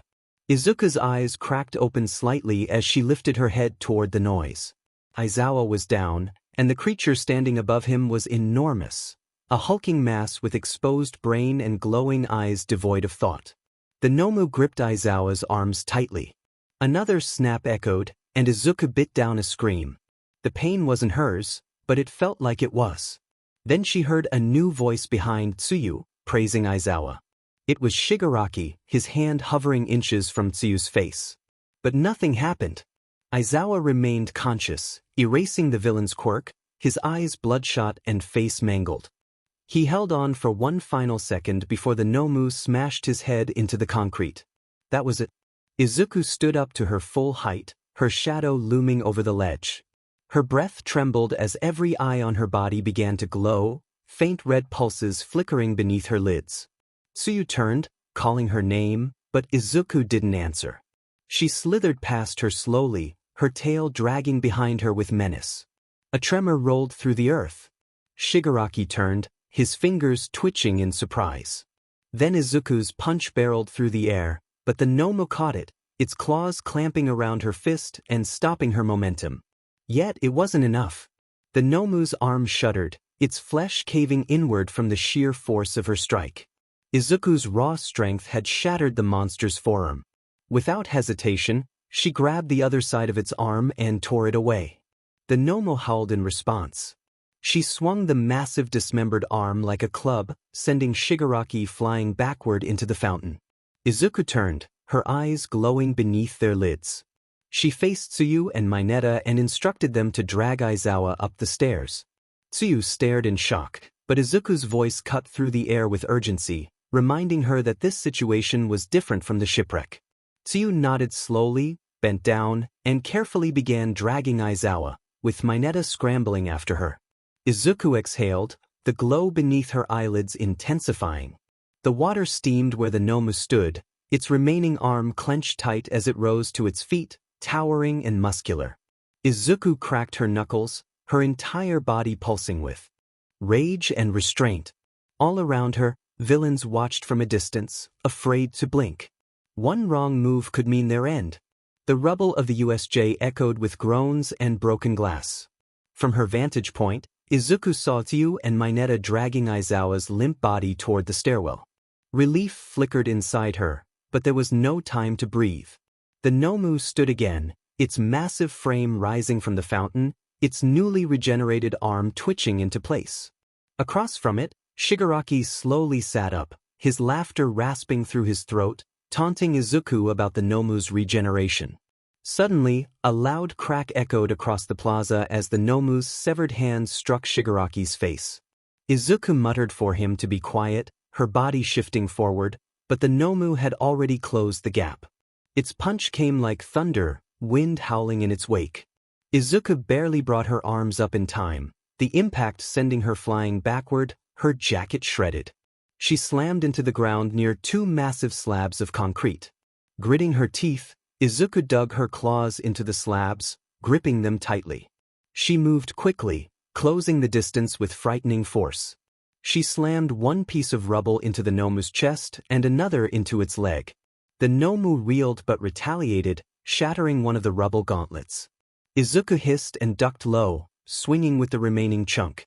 In a fierce lunge, she tore off both of the 𝗏𝗡's arms again. Roaring, she raised one of them high and began striking the 𝗏𝗡 repeatedly, each blow fueled by her anger. From the top of the stairs, Izuku sensed Tsuyu and Mineta had reached safety, Aizawa's body no longer dragging along the ground. She grinned, baring her teeth. The 𝗏𝗡 snarled, BLD pulsing in its head. Izuku slithered forward, wrapping her claws around its skull.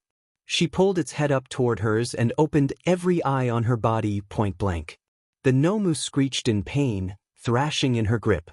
Her voice cut through the storm, eyes glowing red and flickering purple as she declared her intent to fry its brain. The 𝗏𝗡's howls turned to silence, its body going limp. She dropped it with a slick thud and turned slowly to face Shigaraki. But before she could step forward, a shimmer of mist surged between them. Kurojirai appeared, grabbing Shigaraki's shoulder and vanishing with him into the void. Gunshots echoed in the distance, and Izuku turned her senses to the sound. She recognized the clean precision of pro-hero snipes bullets dropping several retreating villains across the battlefield. Sirens echoed now, signaling that other heroes were on the way. Izuku exhaled deeply, feeling the adrenaline wane. Her muscles ached, her sleeves hung in tatters, and her jacket barely clung to her shoulders. But she was still standing. She turned to the stairs and began slithering up slowly, her claws scraping along the tile. Her eyes closed again, and the heat in her body faded. No one spoke yet, no one dared. She had walked into hell and emerged alive. The train rocked gently beneath her as Izuku sat near the very back of the car, her hood pulled over her head, her large frame hunched to draw as little attention as possible. Her coat was zipped up tight, sleeves tugged down to hide the faint seams of her regenerating arms. Even with her eyes shut, she could feel stares, but none dared to approach, not out of fear, but because something about her energy screamed, not now. The door clicked shut behind her, and Inko met her in the hallway, arms halfway outstretched. She whispered, asking if Izuku was okay, to which Izuku simply replied that she was fine before walking past her. Her room was dark and silent, just how she liked it. She didn't bother changing. Instead, she moved to her desk, pulled her chair out, and cracked her knuckles. The screen lit up with a blinking cursor, a waiting project file. She closed her eyes, not because she needed to, but because she remembered everything. Aizawa's bones, the 𝗏𝗡's blank eyes, her classmates screaming, and her own voice echoing in her skull, declaring her intent to fry the monster's brain. The melody came first, sharp, unstable, haunting. Then the rhythm followed, soft drums like distant footsteps, growing louder. Finally, her voice emerged, not in a scream or a roar, but whispered softly, cracked and restrained. She expressed the feeling of being misled, of becoming the flood. The bridge shattered into static and metallic clashes, her voice layered over itself like overlapping radio signals. By the time she finished, she didn't even remember hitting upload, but the notification ping came fast. Eyefestation uploaded The Unseen Storm, and it didn't take long for the views to skyrocket, thousands within minutes and 10,000 within the hour. Comments flooded in, expressing how raw and immersive her piece was. Some Class 1A students chimed in, amazed at her insight into the events of the 𝗧𝗟𝗃 attack. Even pro-heroes began to take notice, but Izuku didn't respond right away. Hours later, she finally replied to a single comment, acknowledging the curiosity about her presence during the attack. She leaned back in her chair, closed her eyes, and let the world keep guessing. Now, her music was more than sound, it was truth. The glow of her monitor lit the dark room as Izuku sat curled up in her chair, a blanket draped over her shoulders, headphones resting around her neck but not playing anything. Her room was quiet, always quiet lately. 3 days had passed since the 𝗧𝗟𝗃, and she hadn't left her room, not for food, sunlight, or even music. The echoes of the battle haunted her, the snap of bone and the screams of the 𝗀𝗚 replaying in her mind, along with her own voice shouting her intent. Her phone buzzed, breaking the silence. The screen read a message from Bakugo, asking her to talk. She hesitated before typing that she was fine. The reply came quickly, challenging her to be honest about her state. Izuku stared at the screen, her hands trembling. Another call came in from Bakugo, but she hung up. More calls followed, and she buried her face in her blanket. Finally, a text appeared from Bakugo, urging her to talk to the others. It included a link to the Class 1A Discord server. She clicked it and joined, instantly freezing at the sight of hundreds of messages. Some were older, some new. Messages flooded in, expressing concern for her well-being after the recent incident. They remembered her bravery and wanted to ensure she was okay. Izuku felt overwhelmed by the outpouring of support. She typed slowly, her hands shaking, admitting her fear. Silence followed, but one by one, replies came in, reassuring her that she was not alone and that they were there for her.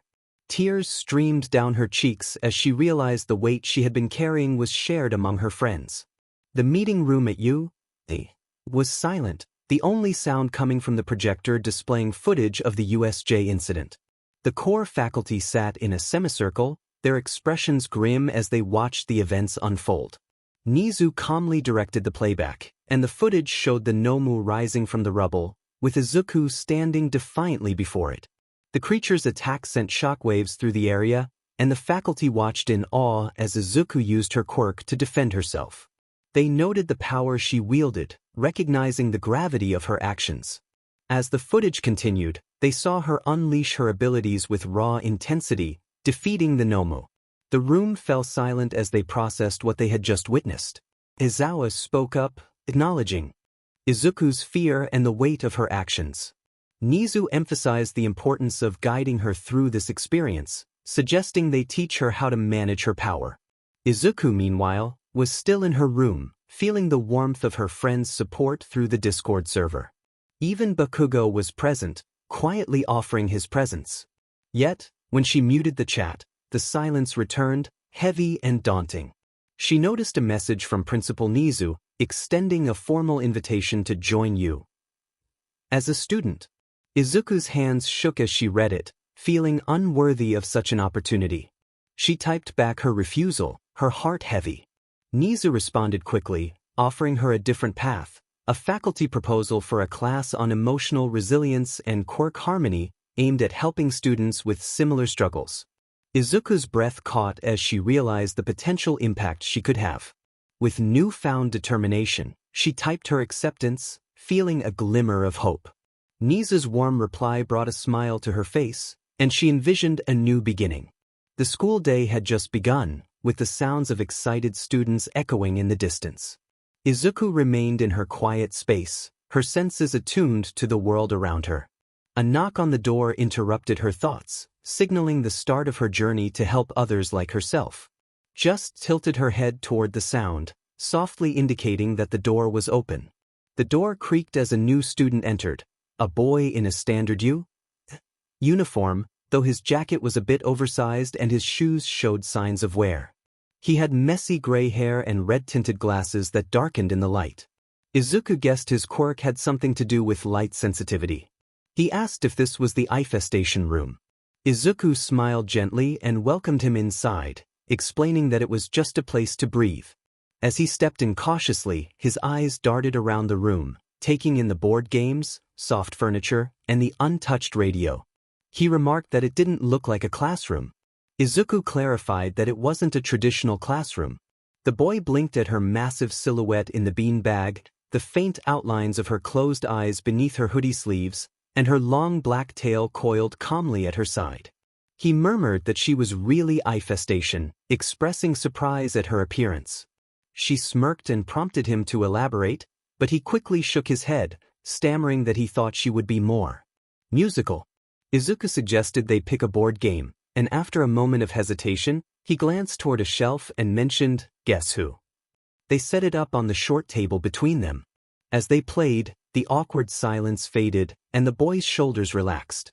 His voice grew stronger. After the third round, he finally asked why she was doing this.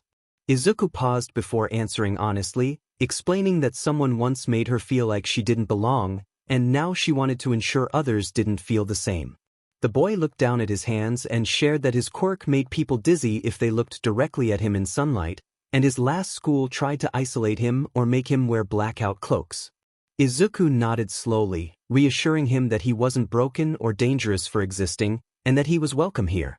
By the end of the PRD, the boy smiled for the first time. As he left, he turned back and asked if he could come back tomorrow. Izuku confirmed that the room was for all of them. The door closed gently behind him. Izuku leaned back into the bean bag, her closed eyes soft. The room, once forgotten, had found its purpose, and so had she. When the bell rang for lunch, students began gathering in the quiet corner of down a hallway few bothered to explore. They didn't walk in groups or shout loudly. Some wore hoods up, while others kept their heads low. One floated a few inches off the ground to avoid stepping on cracks, but they all approached the same door and knocked. Inside the room, Izuku was already setting up. She had improved at navigating with her eyes closed. Her tail moved naturally behind her, while her hands, strong yet careful, placed board games on shelves and cleaned the table with practiced ease. By now, she didn't need to speak when the door opened. She could hear who it was. The click of floating heels signaled 𝐀𝐮𝐭𝐡𝐨𝐫, the girl with gravity-based vertigo. The slow shuffling indicated 𝗀𝗏, the boy who couldn't control the length of his shadow. The soft hum of vibrating air meant Mari, the girl whose voice caused migraines unless she whispered. They each greeted her, and she responded with a warm nod or a gentle welcome back. By the time everyone had arrived, the room was filled with 20 students. Some sprawled on bean bags, clutching cards and pieces for Uno or Life, while others sat at low tables playing Guess Who, Connect 4, or Clue. They didn't call it Eyefestation's class. They referred to it as the quiet, and no one dared to interrupt it. One boy, Riku, who glowed faintly when anxious, sat at the side table.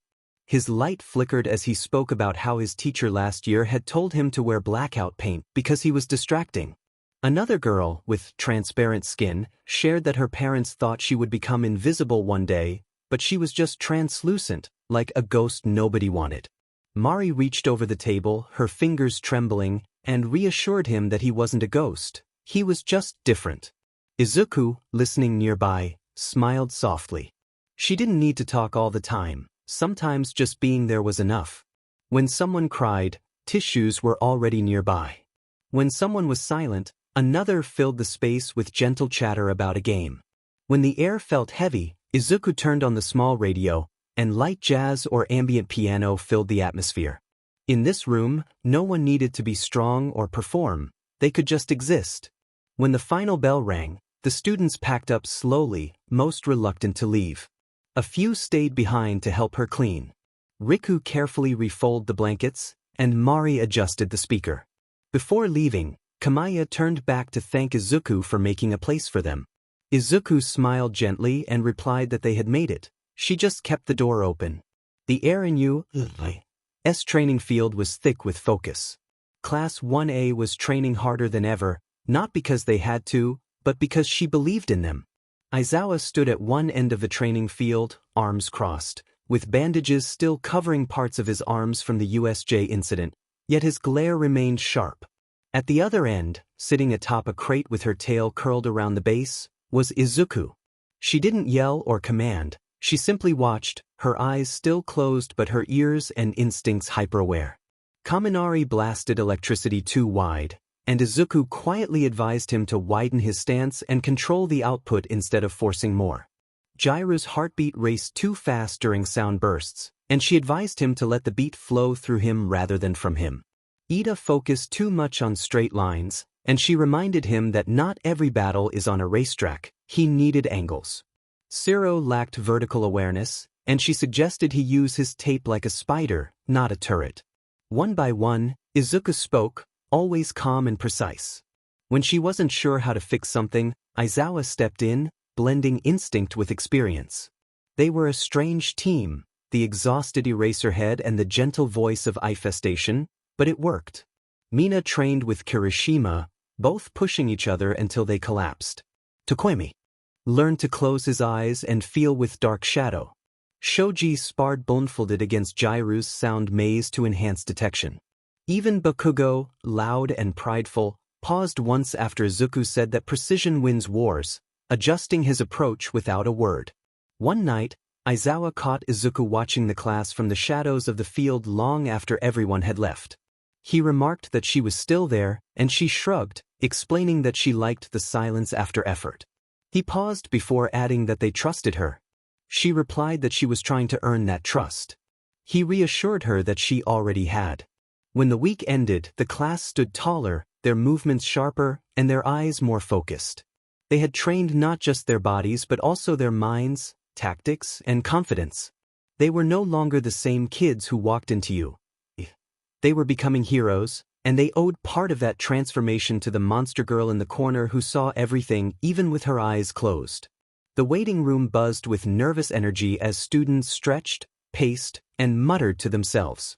The walls, once quiet, now echoed with the tension of competition.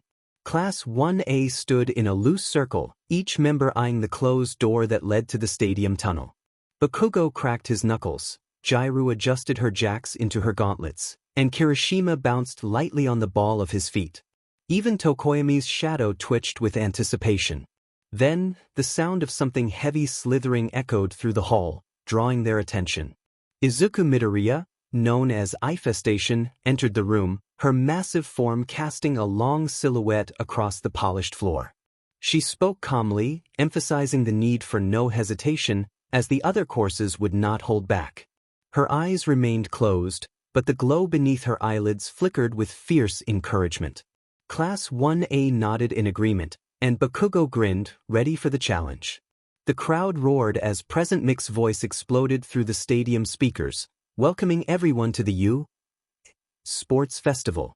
The audience erupted in cheers, flags waved, and giant screens lit up with images of the students, many of whom had never fought before. In one of the press boxes, reporters scribbled notes, discussing the significance of Class 1A and the presence of Eyefestation. Present Mike introduced Class 1A, and the crowd's excitement doubled as the students stepped into the light. Ida marched with perfect posture, Mina spun excitedly, and Bakugo walked ahead with confidence. One by one, they made their entrance, followed by Class 1B, General Studies, Support Course, and Business. Hundreds of U.S. students gathered for the biggest display of Quirk mastery the school had to offer. Far above the stadium, in a soundproof room tucked behind a projection screen, Izuku sat alone, watching through a camera feed. Around her, music software blinked quietly as she edited a melody for a surprise reveal later in the festival. She whispered to herself, encouraging her classmates. On the field, the pro hero Midnight stepped forward in her usual flamboyant attire, welcoming the students and urging them to give their all. She twirled her WHP for dramatic effect before announcing the first event, the obstacle course. The crowd buzzed with energy as the largest screen flickered to life, displaying the logo of Eyefestation and a countdown timer. The audience erupted in excitement, speculating about her presence. Midnight commanded the students to take their positions, and they shuffled forward to the massive metal tunnel that loomed at the edge of the stadium. No one knew what lay beyond it, only that there were no second chances. Izuku sat curled in her chair in the dimly lit broadcast control room, surrounded by camera feeds and data readouts. She sipped slowly from a thick protein fruit smoothie, her eyes closed but calm. The glow of her internal eyes watched everything. She noted the narrowness of the tunnel as a significant obstacle, realizing that the real challenge lay in competing against one another. As the countdown began, the students crowded into position. Bakugo cracked his neck, Momo stood calm and focused, Ida prepared to launch forward, and Kirishima flexed confidently. A small drone counted down with colored lights, and when the horn blared, the chaos erupted. The first few feet of the tunnel turned into a whirlwind of limbs, quirks, and determination. Students shoved, tripped, and leaped to gain an early lead, but the space was limited, and chaos reigned within the tunnel. Izuku smiled faintly as she recognized the rhythm of the competition. She tapped her claw against the table, matching the frantic footsteps and echoing crashes, causing the melody of her song to shift in intensity. Suddenly, a wave of frost crackled across the floor as Todoroki froze the ground in front of him. Students shrieked and skidded, but Bakugo blasted himself upward, launching over the heads of those below. Momo reacted instantly, forming a long staff to pole vault across the icy path, while Kirishima leapt just in time to avoid the freeze. Izuku noted 3 standout competitors: Bakugo, Momo, and Kirishima. She added notes to her song, each representing their unique strengths. As the competitors emerged from the narrow tunnel, they faced a massive gorge filled with jagged metal debris and suspended ropes, marked only by the sign reading "The Fall." The crowd leaned forward in anticipation, eager to see who would maintain their balance. Izuku, still focused on the camera feeds, took another sip from her smoothie, her attention unwavering. She watched as 𝗀𝗧𝗟𝗃 crouched low and leapt gracefully onto the thick rope, moving with fluidity and balance.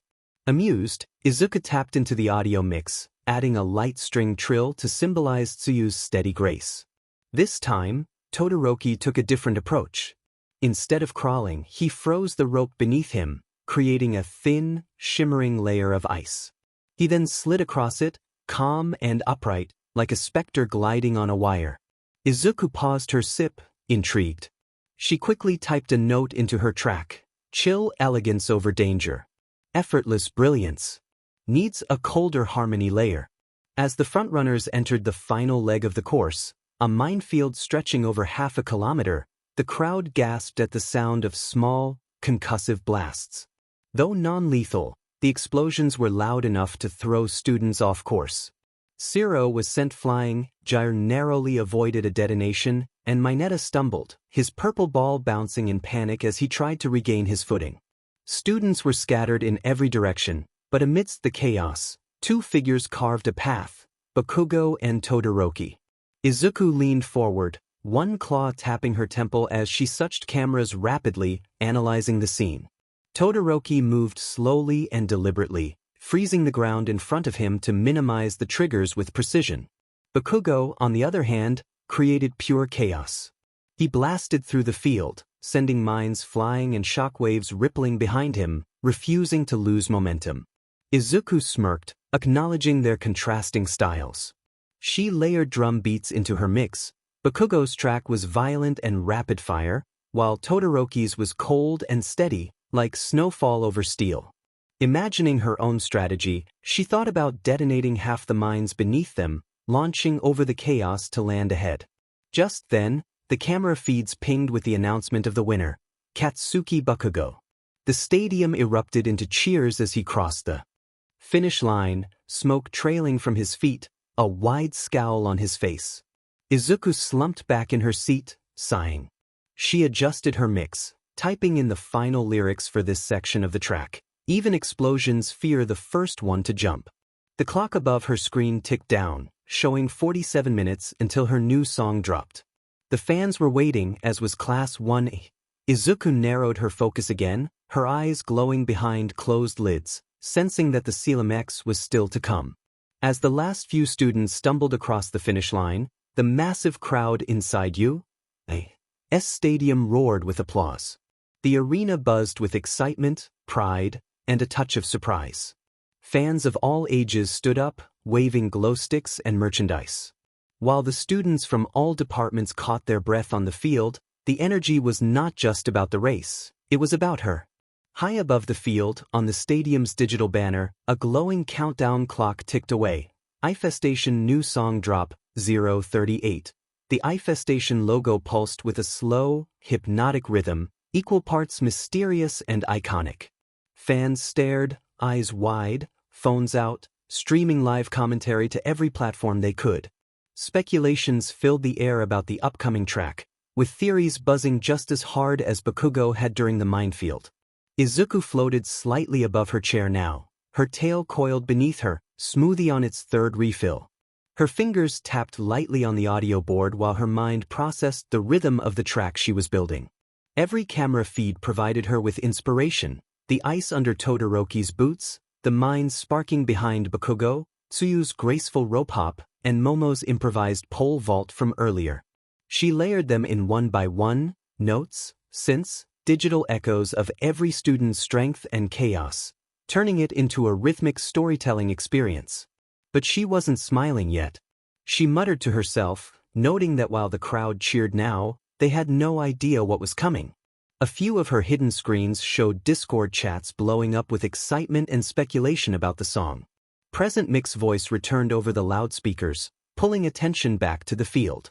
He encouraged the crowd to give a big round of applause for all the students, but even as he tried to hype up the next events, every eye flicked back to the digital clock.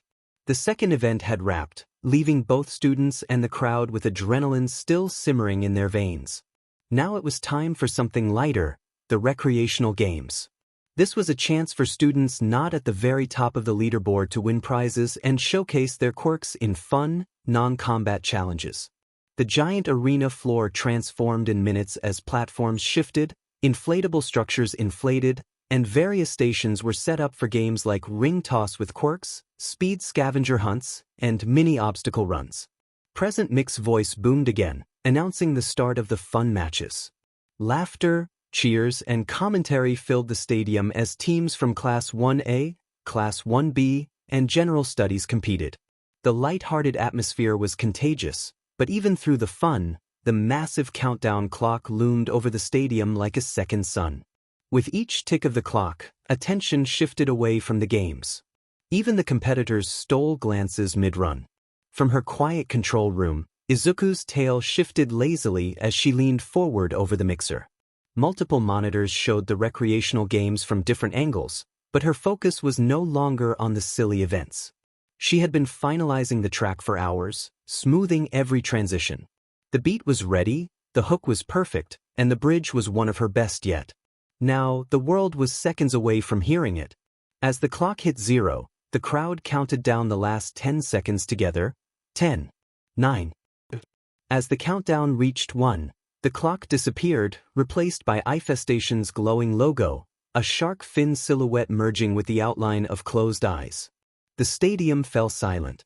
Then, a soft, echoing beat began, for measures of quiet, pulsing rhythm. Suddenly, the bassline dropped, alive with layered sound, crashing percussion reminiscent of debris hitting ice, streaks of synth mimicking the spark of explosions, and soft undercurrents of rushing wind.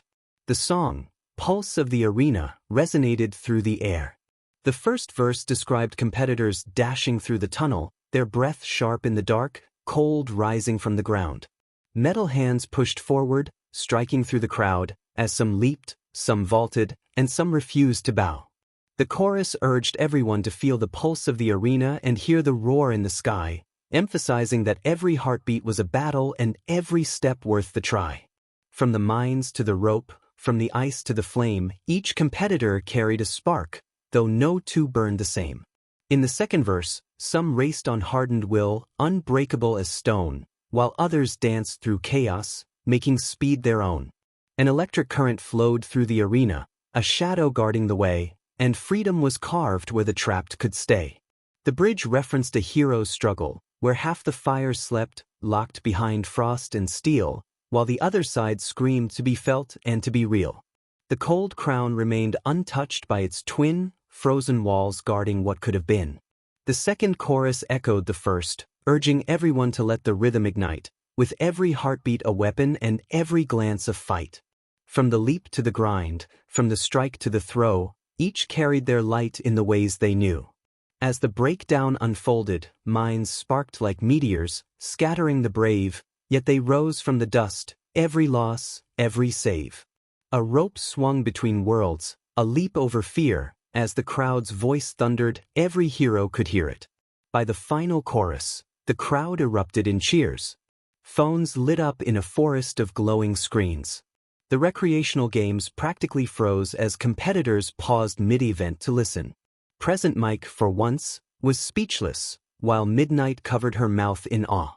Somewhere in the hero box, Aizawa sighed, acknowledging the impact of the performance. On the arena floor, Class 1A stood in various states of shock. Kirishima was the first to express his excitement, gripping Bakugo's shoulder and exclaiming that the song was about them. Bakugo clicked his tongue, narrowing his eyes at the massive display where Eyefestation's logo still pulsed, but even he couldn't hide a faint smirk.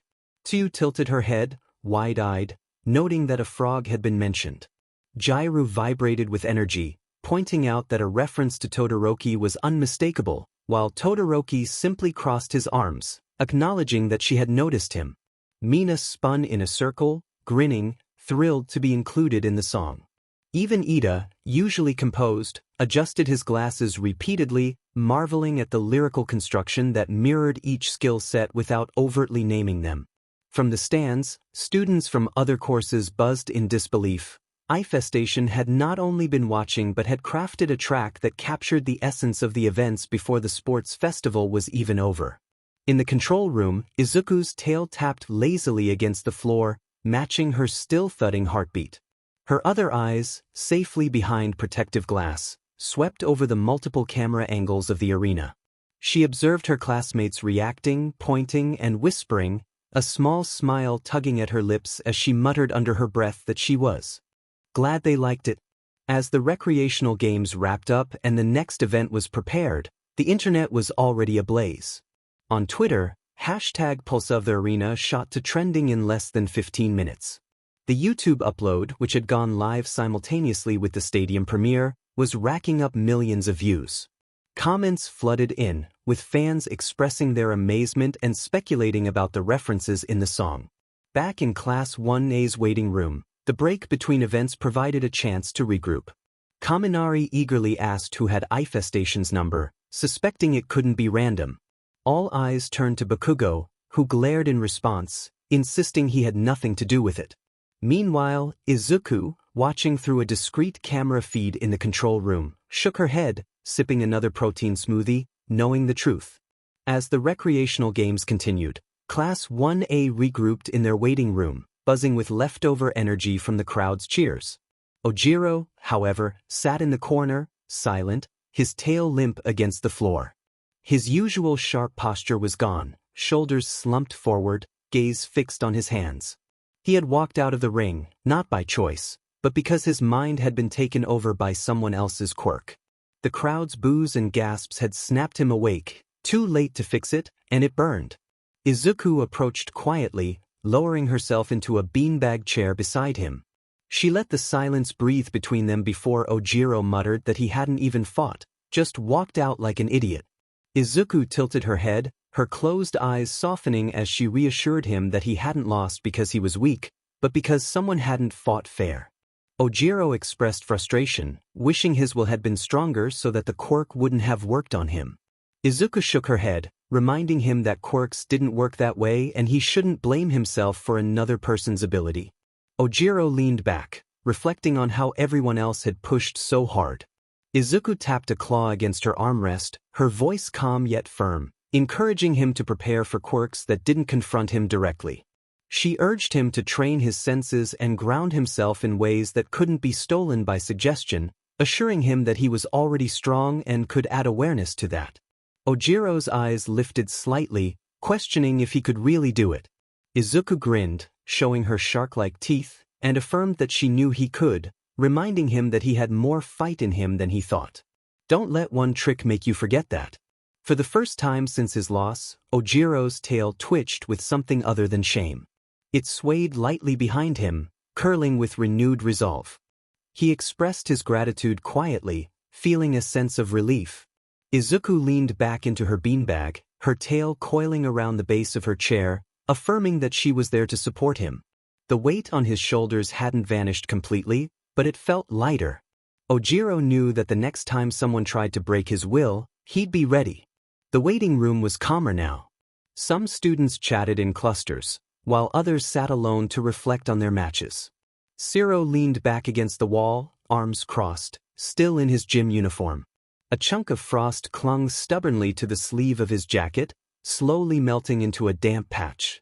He wore his usual easy smile, but it was thinner than usual, weighed down by a quiet sting of frustration. He lamented that he almost had his opponent. Izuku approached, lowering herself onto the floor a few feet away to avoid looming over him. Her closed eyes angled toward him, sensing the subtle hitch in his voice. She reassured him that he had pushed his opponent farther than anyone expected. 𝗧𝗧𝗟 chuckled lightly, acknowledging that he had only managed that for a brief moment before being frozen in place. His tone was light, almost joking, but his heartbeat revealed his pride and awareness of the gap between them. He reflected on the experience, feeling the disparity in power. One moment, he thought he could pull it off, and the next, his opponent was gliding effortlessly across the ice. Izuku tilted her head, noting that he was comparing himself to raw power. 𝗧𝗟 agreed, believing that strength was what wins battles. Izuku firmly stated that power isn't everything. Victory comes from being smarter and adapting. 𝗧𝗟 blinked in surprise at her perspective. She smirked, suggesting that tape could indeed beat ice, but only if the user knew exactly where to aim. 𝗧𝗟 chuckled, feeling his usual cheer return. He remarked that she was scarier than she looked when she said things like that, but not in a bad way. Izuku reassured him that he had allies on his side now. 𝗧𝗟's tail flicked out almost subconsciously, sticking to the wall and retracting again. Though he still felt the sting of losing, the frustration no longer consumed him. He straightened up, his grin returning to full strength, and resolved to train harder, determined not to let his opponent steal the spotlight forever. Izuku encouraged his spirit. Kaminari slumped against the wall, arms folded across his chest, his usual goofy grin absent. The air around him felt heavy, not angry, but drained. He muttered to himself about not landing a single hit and feeling like he had fried his own brain. His voice cracked slightly, but he forced a weak laugh, calling himself Mr. Walking Battery.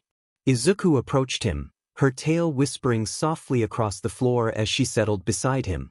She assured him that he wasn't an idiot. Kaminari looked down at his trembling hands, feeling defeated. He expressed his frustration at being unable to touch his opponent, feeling like his lightning had been swallowed by the vines surrounding her. Izuku considered his words and explained that his opponent's quirk was built for defense while his was raw energy. He had approached her head-on, giving her the advantage. Kaminari questioned whether he should stop using his quirk. Izuku calmly advised him against that, suggesting he needed to stop trying to force it into one shape. Electricity was versatile. If one approach didn't work, he needed to adapt. Kaminari blinked at her, realizing she believed he could control his quirk instead of it controlling him. He let out a weak laugh, acknowledging that she made it sound simple. Izuku clarified that it wasn't simple, but that was why he would grow stronger. He had potential and needed to stop calling himself useless, focusing instead on surprising others. For the first time since his loss, Kaminari smiled a little, not his full goofy grin, but something genuine. He expressed his gratitude, realizing he needed that encouragement. As Izuku slithered back toward the others, Kaminari leaned his head against the wall, closing his eyes. His mind buzzed with images of vines, electricity, and failure, but beneath it all, there was a spark of hope he hadn't felt since the match began. Momo replayed her match in her mind like a cruel loop. She had entered the arena determined to strategize and counter, but Tokoyami's dark shadow had surged forward, overwhelming her. 10 seconds later, She was out of bounds, and now, sitting in the waiting room, her fingers twisted nervously together, her face pale. She lamented that if she had just reacted faster and not overanalyzed, things might have been different. Izuku approached quietly, lowering herself into a beanbag that dipped under her weight, startling Momo out of her spiraling thoughts. Izuku noted that Momo was blaming herself too much. Momo looked down at her hands, feeling the weight of her failure. She expressed her frustration at wasting time thinking of what to create, realizing too late that dark shadow had already overwhelmed her. Izuku tilted her head, reminding Momo that her strength lay in her creativity, not in perfection. Momo whispered that it had cost her the match. Izuku's tail tapped lightly against the floor, steady like a heartbeat, encouraging her to adapt. Next time, she should make smaller choices faster, focusing on the right tool for the moment rather than the perfect one. Momo blinked, surprised by the clarity in Izuku's words. She considered the idea of smaller choices and realized the wisdom in it. Izuku explained that every fight is chaotic and overthinking doesn't signify weakness, it shows a longing to get it right. Momo's expression softened as she took a deep breath, her posture straightening slightly.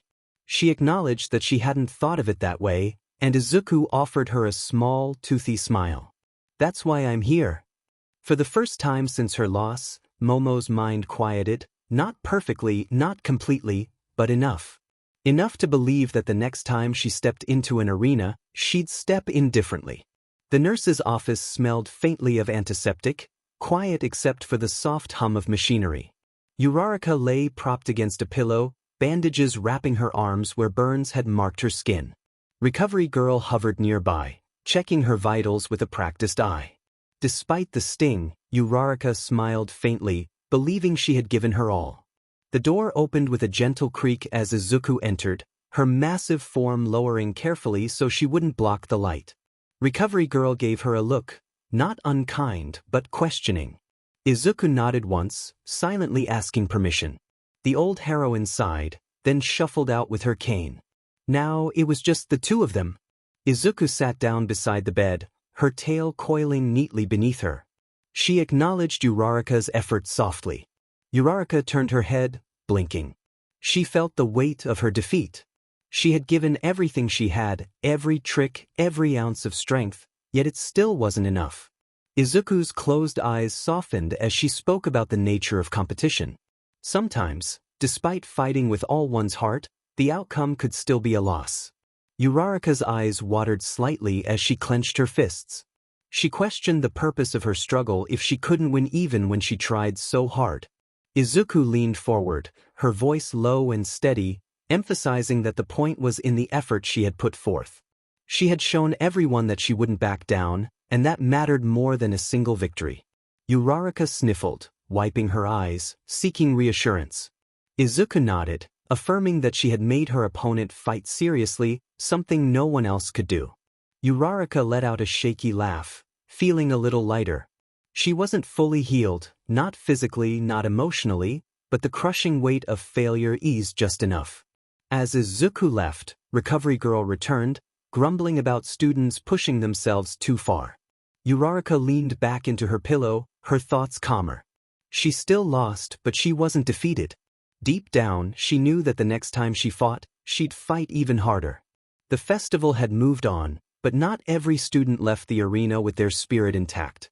In one of the quieter hallways near the nurse's office, Ibra Shizuki sat on a bench, her vine-like hair draped over her shoulders like a curtain. She wasn't crying, nor was she visibly upset. Her expression was serene, thoughtful, though tinged with a subtle unease. She had faced 𝗀𝗀𝗧𝗏 and had been pushed out of bounds with speed she couldn't match. There had been no chance to weave a defense, no time to react. Izuku approached, her presence impossible to ignore. At 8 feet tall, with her massive tail curling behind her, she filled the space effortlessly. Ibra looked up, blinking, recognizing Izuku from Class 1A. Izuku settled herself against the wall across from the bench, noticing Ibra's calm but conflicted expression. Izuku softly observed that Ibra didn't seem upset. Ibra folded her hands neatly in her lap, admitting she felt uncertain. Izuku tilted her head, curious about what was troubling her. 𝗧𝗘 sighed, reflecting on whether she should have resisted more against Ida, whose overwhelming speed had caught her off guard. Izuku thought for a moment before speaking, explaining that sometimes no amount of effort changes the result. It didn't mean she hadn't tried. It simply meant she faced someone whose strength was a perfect counter that day. 𝗧𝗘 tilted her head, intrigued by Izuku's perspective. Izuku reassured her that her quirk thrived in drawn-out fights, while Ida's thrived in bursts. It wasn't 𝗧𝗘's fault the match ended before she could showcase her strength. For a moment, silence fell. Then 𝗧𝗘 smiled faintly, feeling a sense of calm return. She thanked Izuku for her kindness, realizing her doubts might be unnecessary. Izuku smirked slightly, reminding her that doubt isn't weakness, it's what makes one stronger next time. 𝗧𝗘 bowed her head politely, acknowledging Izuku's guidance.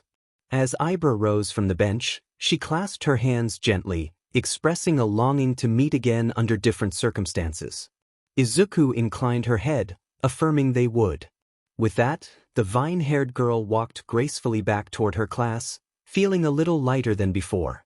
In the break room, voices buzzed around, but Mina sat at one of the tables with her arms crossed, sulking. Her pink skin was still scuffed from the match, and her gym uniform bore faint streaks of dirt from her fall. She kicked her foot lightly against the leg of the chair, muttering about her opponent's speed and strength, feeling frustrated. Izuku approached, lowering herself onto the seat beside Mina. Mina's pout deepened at the sight of her, but she didn't turn away. Izuku gently pointed out that Mina looked upset. Mina groaned, expressing her frustration about not getting to fight properly and feeling like a novice after being knocked down so easily. Izuku remained calm, explaining that Mina wasn't weak, she simply hadn't been ready for her opponent's speed. Mina frowned, equating being slow with being weak. Izuku clarified that weakness is refusing to learn. Mina had been surprised, but now she would be better prepared next time. Mina blinked, her pout softening as she processed this. She realized she had been caught off guard, not defeated. A grin began to form as she leaned forward, feeling a renewed sense of determination. She declared her intent to train harder for their next encounter. Izuku chuckled quietly, pleased to see Mina's spirit returning. Mina thanked her, calling her a secret coach. Izuku didn't argue, content with the progress she had witnessed. The roar of the festival crowd had finally died down.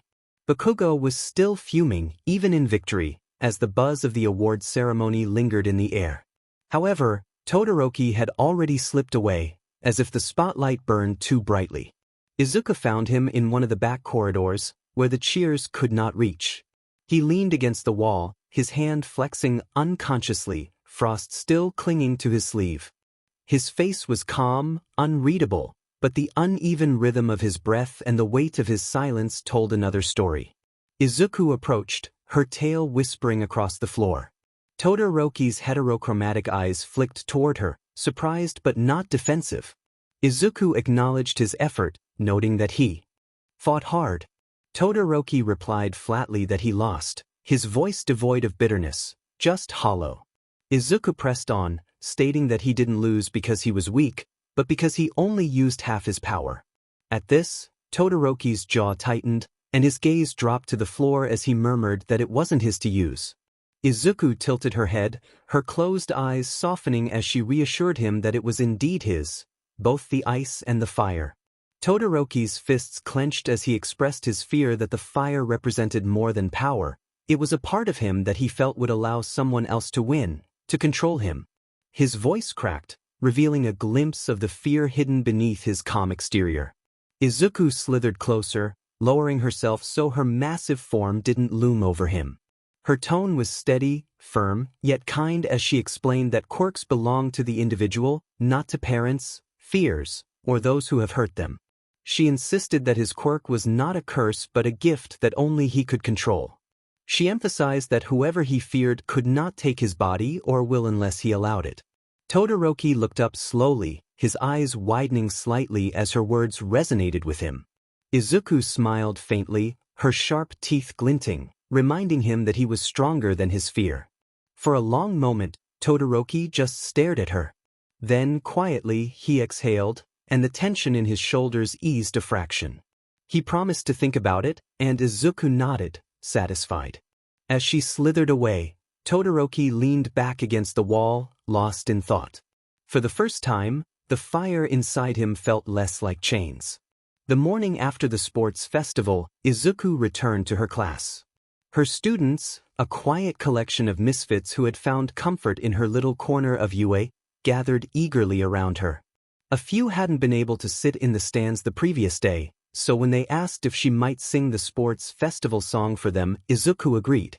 Her voice filled the room, warm and steady, every note carrying the pulse of the arena they had missed. Some students swayed, others tapped their feet, but all listened intently. When she finished, the applause was soft but genuine, brightening faces and lightening shoulders.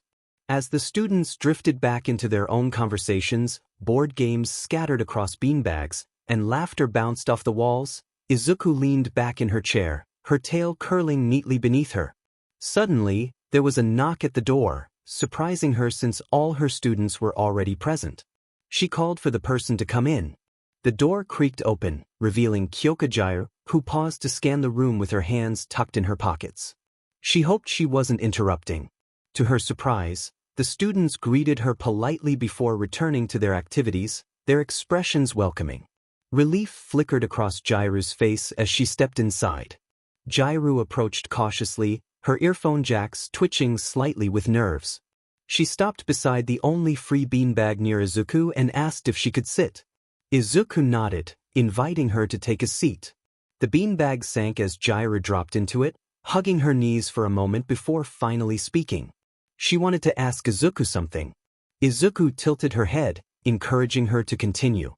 Jairu's eyes flicked down, embarrassed, as she asked if Izuku could teach her about singing, not just the notes, but how not to freak out when people heard her. Her voice grew quieter as she admitted that she was fine with guitar, but singing felt different and personal. Izuku leaned forward slightly, her closed eyes soft but attentive. She gently explained that Jairu was nervous because singing was her own voice, while guitar was an instrument outside herself. Singing felt vulnerable. Jairu froze, realizing that Izuku had articulated her feelings perfectly. Izuku smiled faintly, her sharp teeth glinting as she offered to teach her. They could practice in a space where no one would judge, emphasizing that it wasn't about perfection but about being brave enough to be heard. For a moment, Jairu just stared at her, and then a small, genuine smile broke across her face, rare but warm. She thanked Izuku, expressing her longing to learn. The students around them continued their games, but a few exchanged subtle, knowing glances, sensing the connection forming between Izuku and Jairu. The morning sun poured through the tall windows of Izuku's classroom. Her students, refreshed after the previous day's comfort and discussions, gathered their belongings as the first bell rang. The gentle shuffle of beanbags being pushed aside, board games stacked neatly, and soft chatter filled the room. Izuku rose from her oversized beanbag, her massive frame towering above them. Her tail brushed across the floor as she motioned for them to head to their respective homerooms. She watched them leave, each one waving to her before slipping into the busy hallways. One student lingered, 𝗀𝐻𝐿. She tucked her hands into her pockets, her earphone jacks twitching slightly. Izuku glanced down at her and offered a soft smile, suggesting she walk with her to avoid Aizawa's scrutiny. Jairu looked relieved and fell into step beside her. The hall buzzed with other students, but with Izuku's towering height and imposing tail, the crowd parted naturally, giving them space to move. As they walked, Jairu kept her voice low, thanking Izuku for letting her sit in the previous day. Izuku encouraged her to come every morning before homeroom, just like the others. Jairu blinked in surprise and then smiled faintly, expressing her interest in doing so. When they arrived at Class 1's homeroom, Aizawa was already there, slouched behind his desk with his scarf draped loosely around his shoulders. His tired eyes flicked up at the sight of them entering together. For a split second, his expression shifted into the faintest smirk before he casually waved them in. Jairu slipped quietly into her usual seat, trying not to draw attention. Her classmates exchanged curious looks, having seen her disappear the day before and now return with Izuku. However, no one said anything, their respect for both girls keeping the questions at bay. Izuku slithered to the front and settled beside Aizawa, her presence calm yet unmistakable. Aizawa cleared his throat and announced that the sports festival was over, and it was time to move forward. Starting now, they would discuss hero internships, where each student would go, who they would work under, and how they would grow from the experience. The room buzzed with excitement and nerves. Murmurs filled the air as some students daydreamed about agencies while others felt the weight of real hero work pressing down on them. Izuku folded her arms, listening intently. Although she wasn't officially a student in Class 1A, she felt the significance of the moment just as much as they did. These were her choices, her class, and their next steps would define everything. Class 1A was alive with chatter after Aizawa's brief announcement about internships. Excitement crackled through the room as names of pro heroes, agency reputations, and dreams of field experience were exchanged. While the boys compared offers loudly near the back, a smaller group of girls gathered near J.Iru's desk. Mina, Momo, and Uraraka leaned in close, sharing knowing smiles. Mina playfully teased J.Iru, noting how she had been smiling more since the previous day. Uraraka giggled, mentioning how J.Iru had come in with Eyefestation that morning, which was a big deal. Momo, more tactful yet equally curious, remarked that J.Iru seemed more at ease around her. J.Iru's face flushed pink as she fidgeted with her earphone jacks, avoiding their gaze and insisting that Eyefestation was just helping her with something. At the front of the room, Izuku stood beside Aizawa, arms folded as she absorbed the vibrant energy of the classroom. Though she didn't intend to eavesdrop, her heightened senses picked up every word, every laugh, and every flustered protest from J.Iru. For the first time in a long while, Izuku felt warmth rise to her cheeks, her tail twitching nervously against the floor. She focused on Aizawa's monotone instructions, but her mind was racing with questions about her feelings. Back with the girls, Mina draped an arm over J.Iru's shoulder, grinning mischievously and assuring her they were just teasing. J.Iru groaned, burying her face in her arms, while the girls laughed softly, their conversation drifting back to internships. Yet, J.Iru's heart continued to race, and Izuku, standing silently at the front, felt the weight of the moment linger. As the classroom emptied and the excited noise of students faded into the late afternoon, only Izuku and Aizawa remained, their desks pushed together in the quiet. Stacks of internship papers lay before them, detailing pro heroes, agency reputations, quirk requirements, and training focuses. Aizawa leaned back in his chair, his scarf loose around his neck, while Izuku sat upright beside him, her tail curled neatly against the floor as she flipped through the pages. Despite her youth, Izuku handled each sheet with surprising calm and clarity. She noted that Bakugo's offers came from high-profile combat agencies specializing in shock and awe tactics. She set that page aside and continued, observing that Ida's top offers were mobility and rescue-based, which made sense given his speed. Momo's few but prestigious offers were from heroes who focused on tactical support, recognizing her intellect as much as her quirk. Her tone remained steady and analytical, as if she had been doing this for years, effortlessly sorting the categories of combat, rescue, strategy, and research. Aizawa watched her for a while, his tired expression revealing nothing. Finally, when the silence stretched, he broke it with a question that cut through Izuku's concentration. He asked if she liked J.Iru. Izuku froze, her cheeks heating instantly as her tail twitched sharply.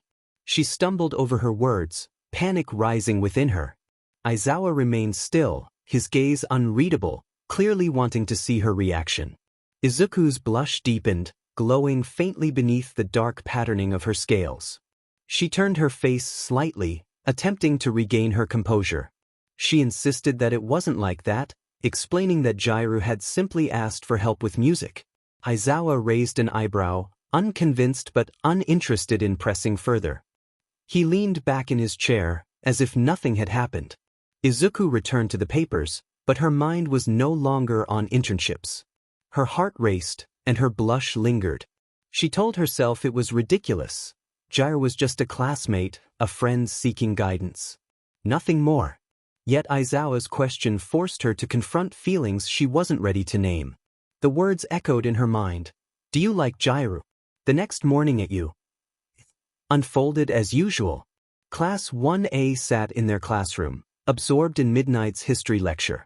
She animatedly gestured toward the holographic board, her voice filled with theatrical energy as she explained the dawn of regulation in the hero age. The students half listened, some daydreaming while others focused intently on their notes. In a quieter corner of the building, Izuku sat among her classmates. The beanbags had been replaced by desks and open workbooks. She leaned over a student's shoulder, gently guiding them through a paragraph in Braille, her voice calm as she encouraged them.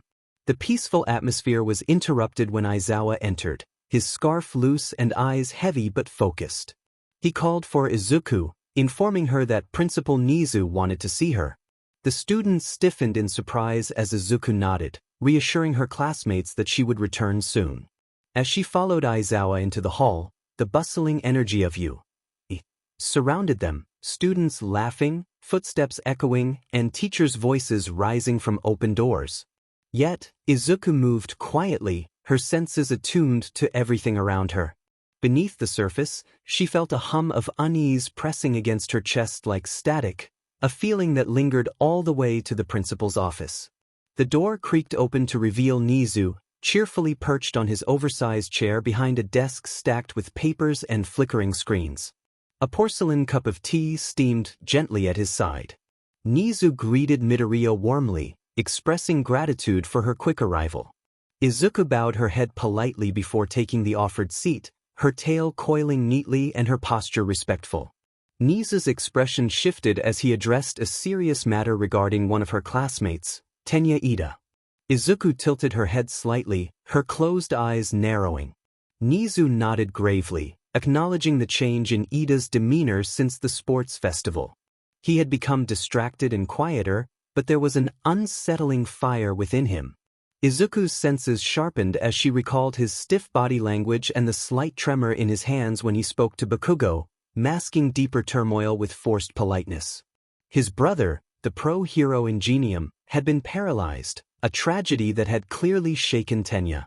Nizu's tone softened as he revealed that Ingenium had been attacked by the hero killer, 𝗀𝗧𝗏, and although Ida had spoken little about it, his eyes told a different story.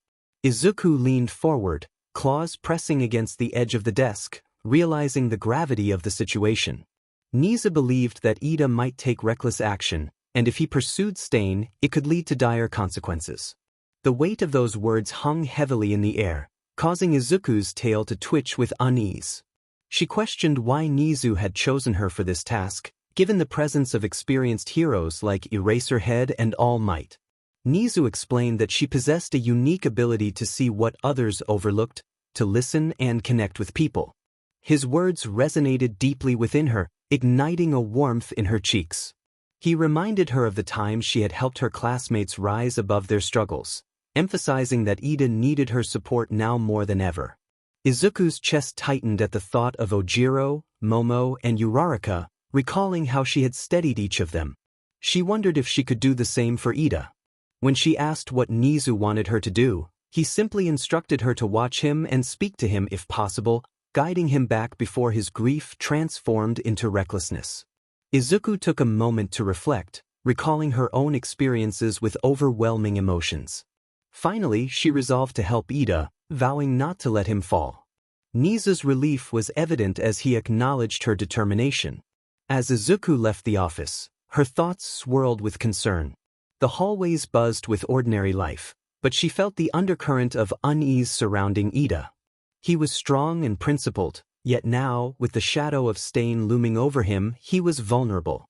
If Nizu was correct, she would need to intervene before Ida's grief led him down a dangerous path.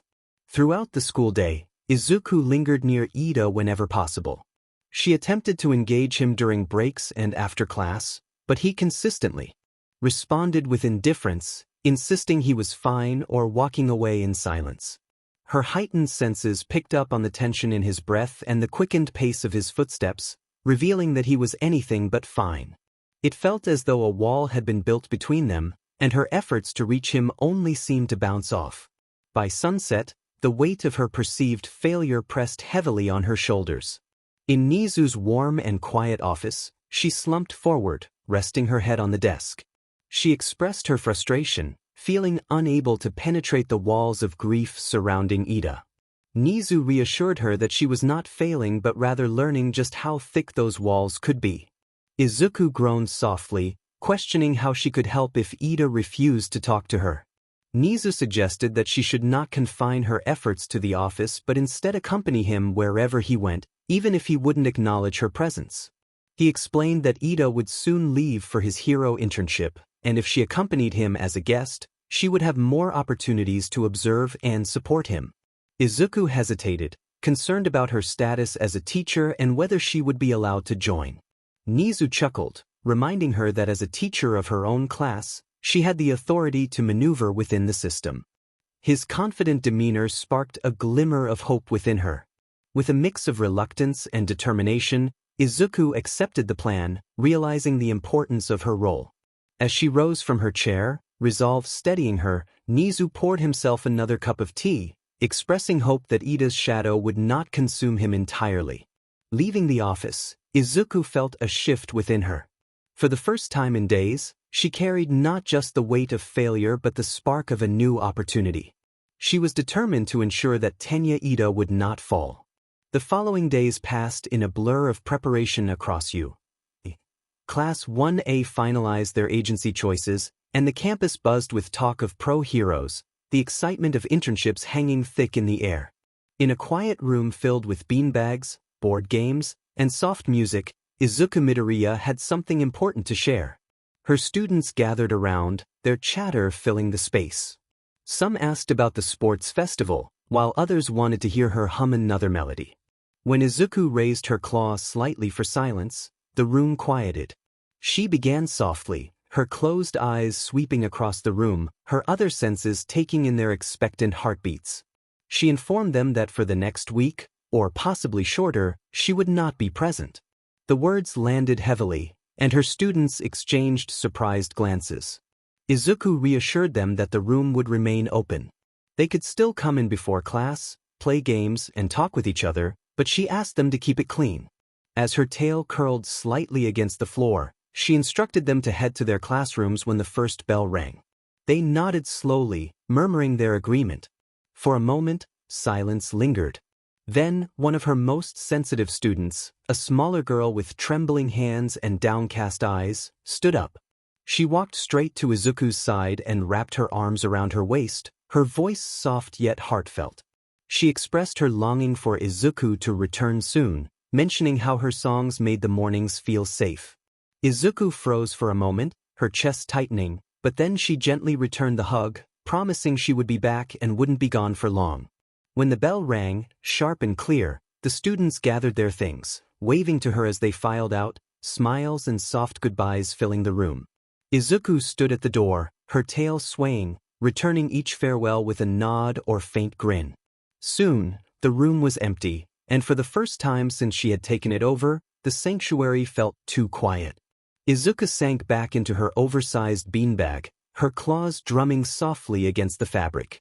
Her heart still held the warmth of her student's hug, but beneath it lay something heavier. She was stepping into unknown territory, watching over Ida and walking into shadows. But for their sake, for all of them, she had to come back. And she would. The morning air was crisp, filled with the murmur of commuters and the clatter of footsteps on the station platform.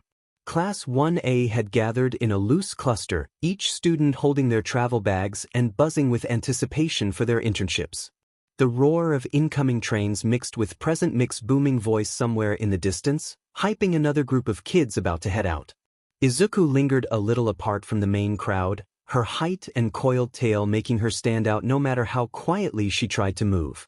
Her enhanced hearing caught snippets of conversations. Yaoyorozu nervously listing the pros she'd applied to, Kaminari joking too loudly with Mina, and Todoroki's steady silence beside them. Her focus drifted toward one person. Kyokajiro leaned against a post, earbuds dangling around her neck, her eyes flicking between her classmates with mild disinterest. Izuku slid closer, her scales whispering softly against the station tiles. She gently addressed Jiro, who blinked in surprise at her approach. Izuku apologized for startling her and pulled out a slim book, its cover worn but neatly kept, titled Finding Your Voice. Confidence in performance. Jiro tilted her head, taking the book carefully, surprised that it was for her. Izuku explained that it had helped her when she first started recording music, emphasizing that it was not about quirks or power, but about singing and being okay with people hearing her. Jiro stared at the book for a moment before smiling faintly and brushing a finger across the cover, promising to read it. Their eyes met, and both felt a warmth in their cheeks. Izuku murmured that Jiro's voice was worth hearing, and Jiro awkwardly stuffed the book into her bag, commenting on how easily Izuku said things like that. Before they could continue, Bakugo shouted from a few feet away, urging Izuku to stop lingering and get moving so they wouldn't miss the train. Izuku's cheeks burned darker as she quickly slithered away toward Ida before Jiro could react. The doors of the train slid open with a hiss, and students piled in.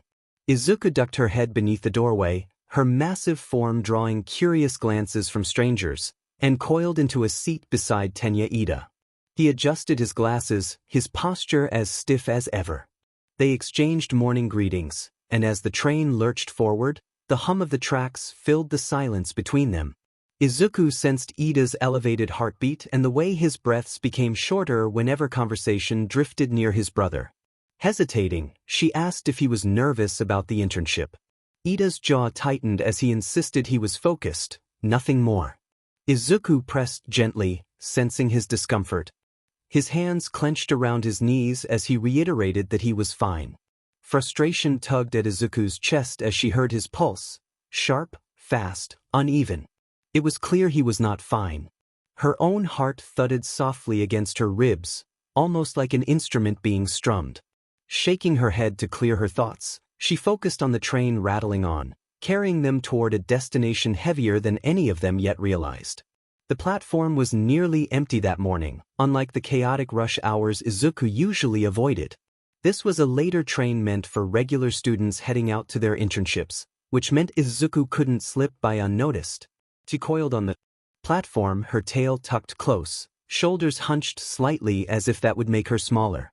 Her scales caught the station's fluorescent lights, and the faint green glow beneath her closed eyelids made a couple of passers-by pause, whispering nervously.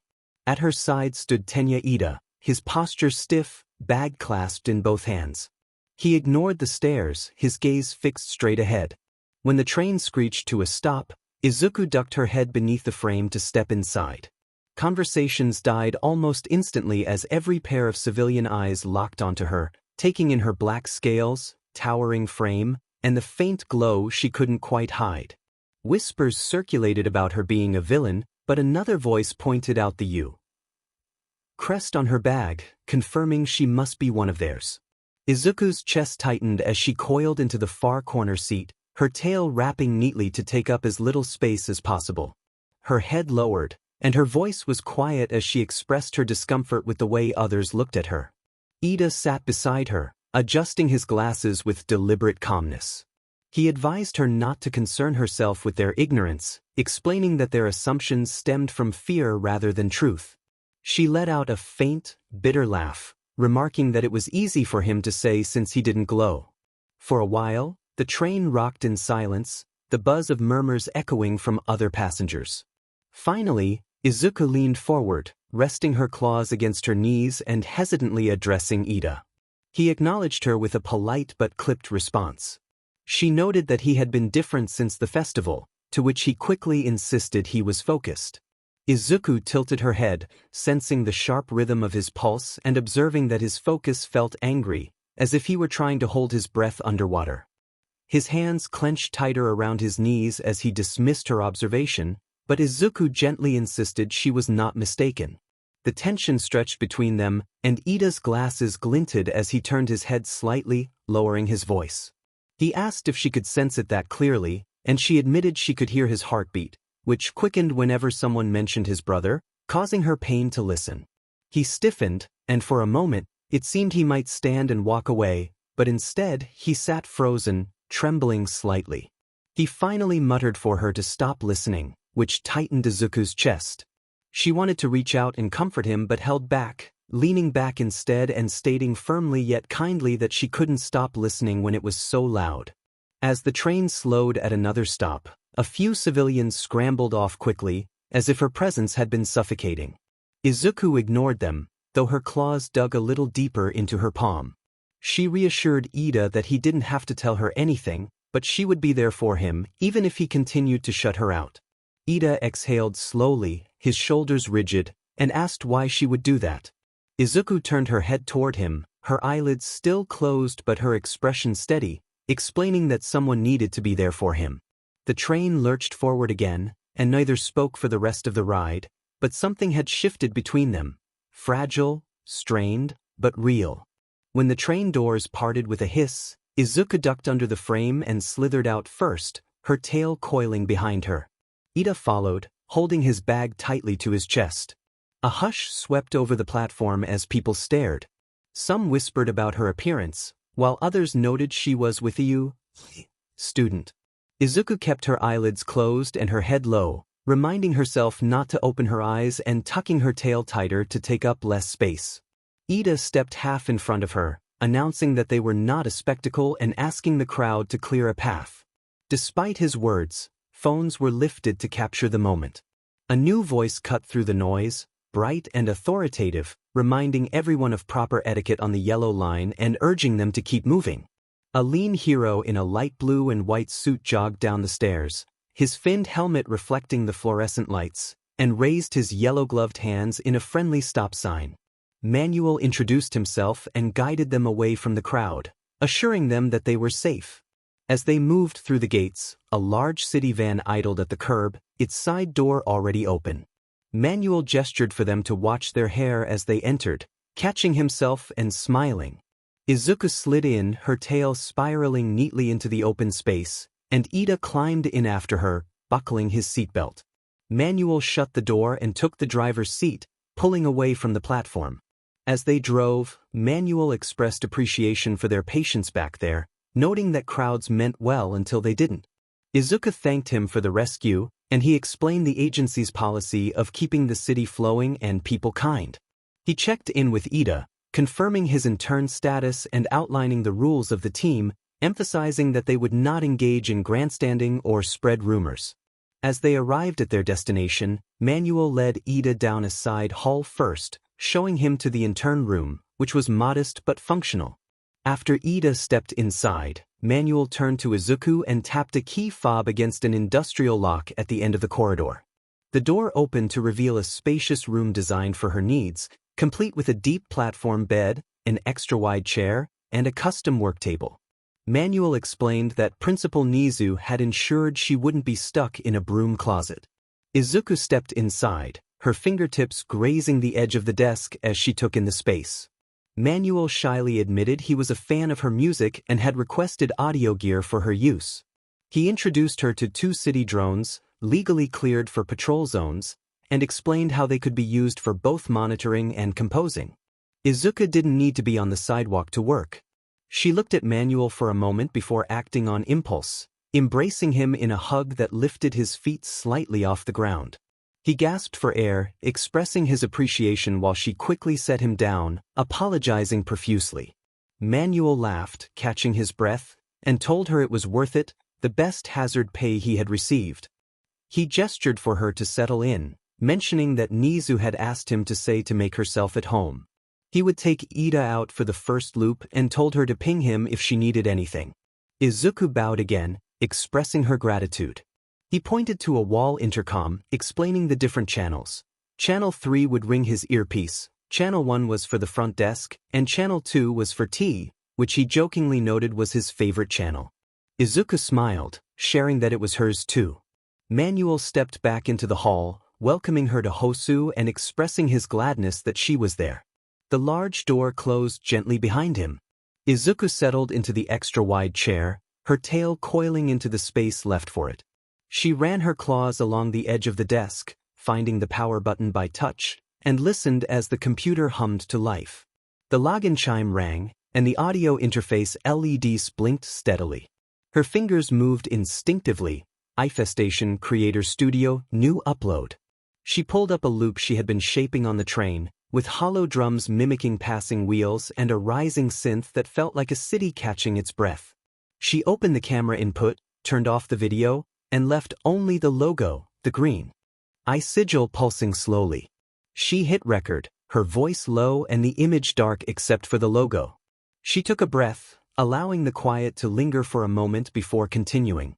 She kept it brief, informing her audience that she would be working from Hosu for a little while and asked them not to search for her or crowd stations.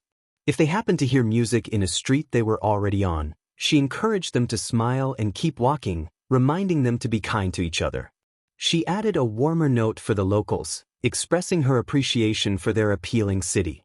After finishing the take, she dropped it onto the timeline, added a soft pad under her words, and exported it.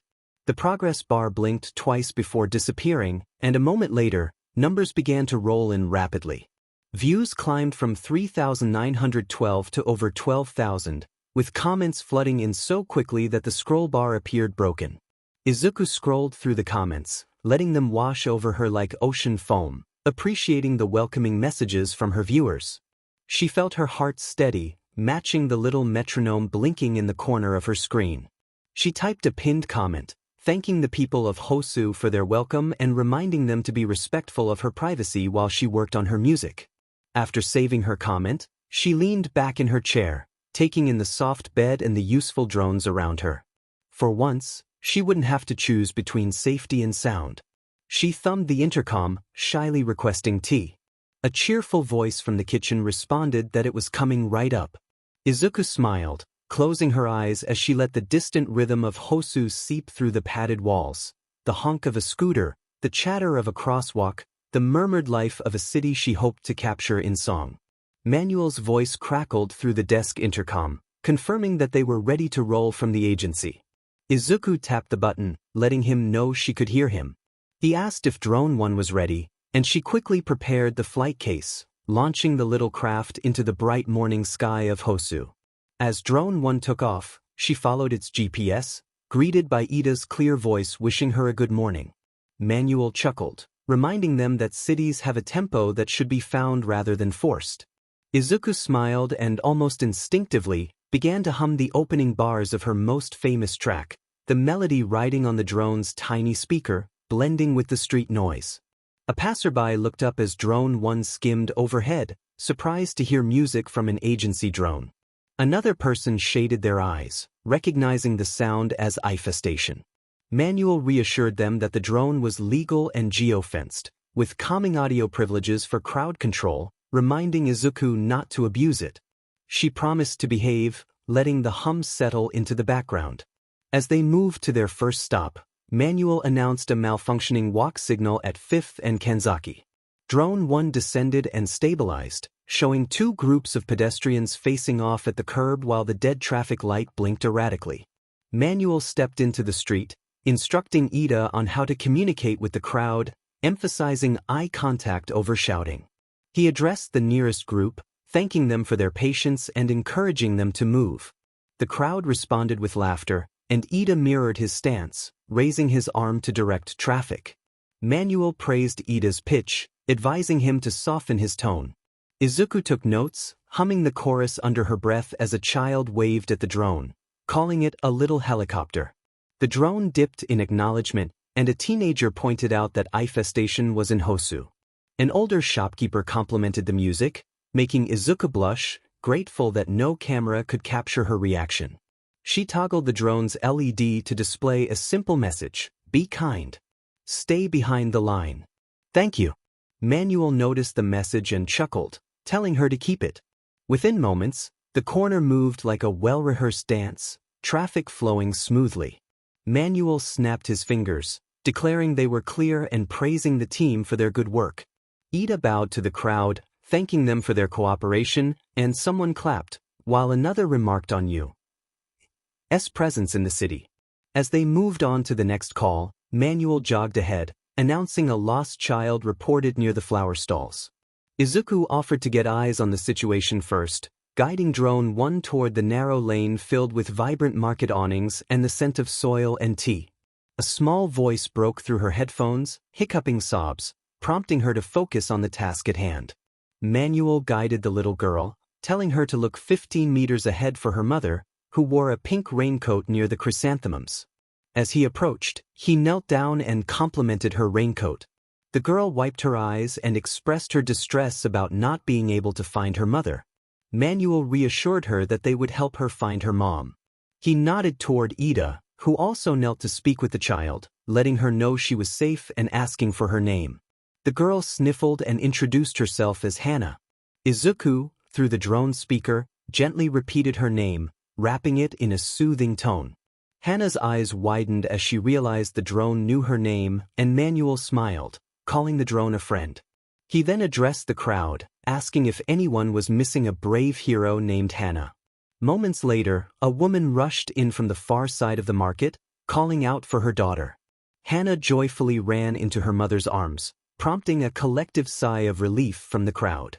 The drone displayed a message that read, "Reunited," in gentle green text. The mother expressed her gratitude, and Manuel humbly acknowledged her efforts in raising a good child. As they resumed their duties, Ida reflected on the gratifying experience, to which Manuel agreed, noting that much of hero work is done quietly and purposefully.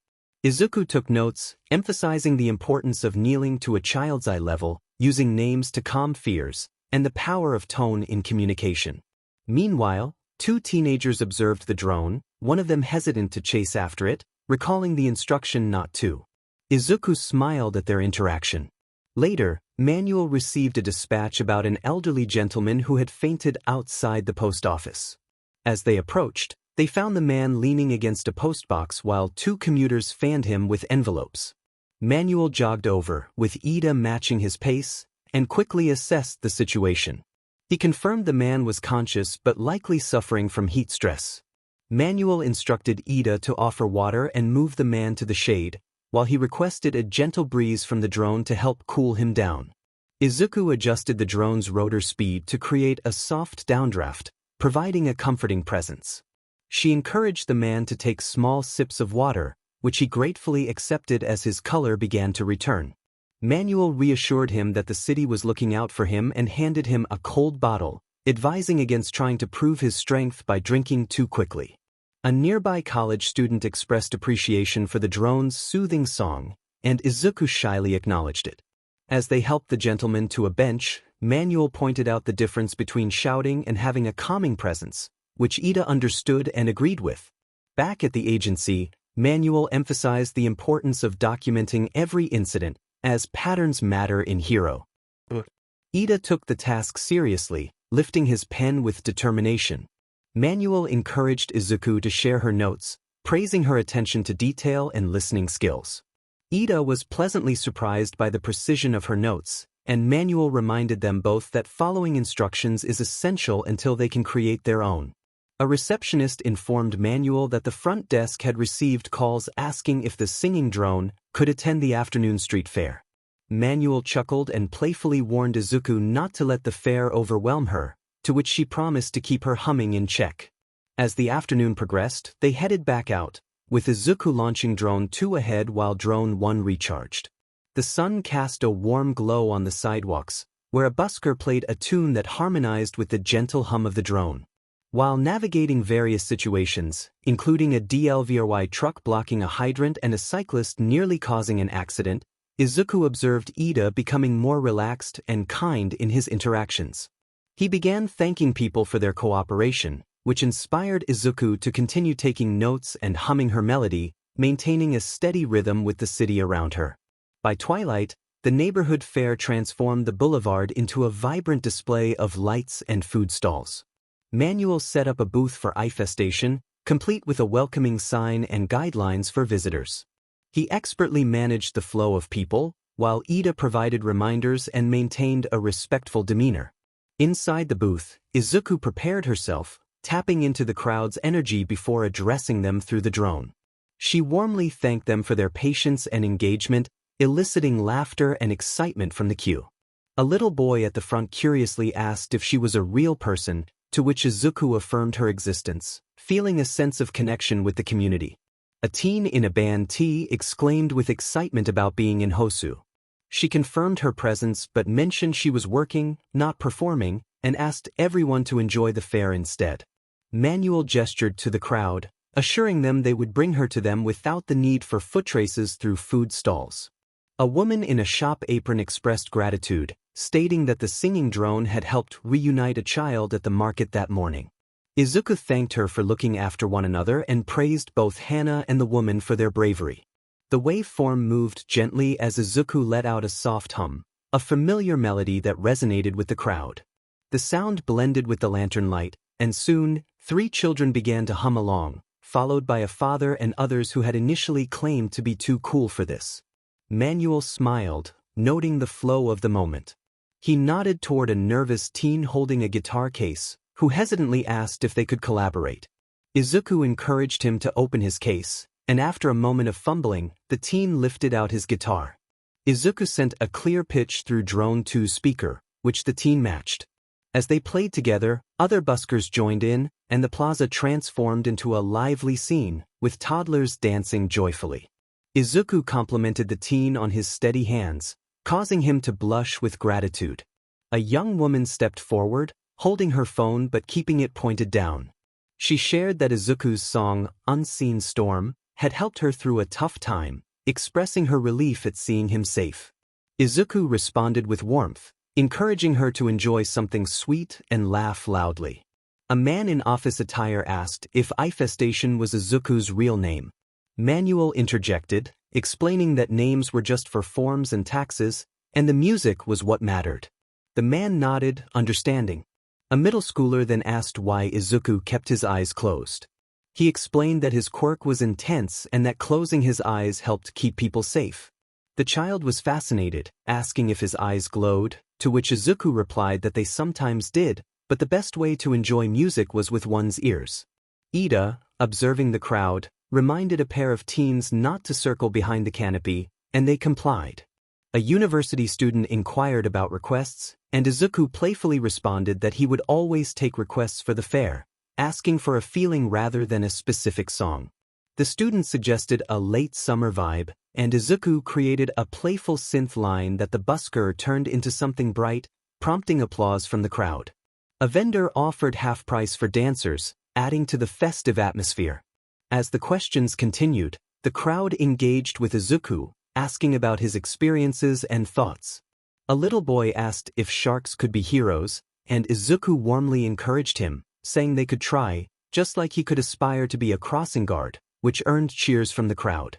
As the hour drew to a close, a man attempted to film despite the signs prohibiting it. Ida swiftly intervened, politely asking him not to film, and the man complied, feeling embarrassed. The flow of the event resumed smoothly. As the lanterns shifted colors, Izuku continued to hum, jotting down notes about the fair's tempo and the joy of the crowd. Manuel stepped to the mic, thanking Izuku for lending her voice to the fair, to which Izuku expressed her gratitude for the city's beauty.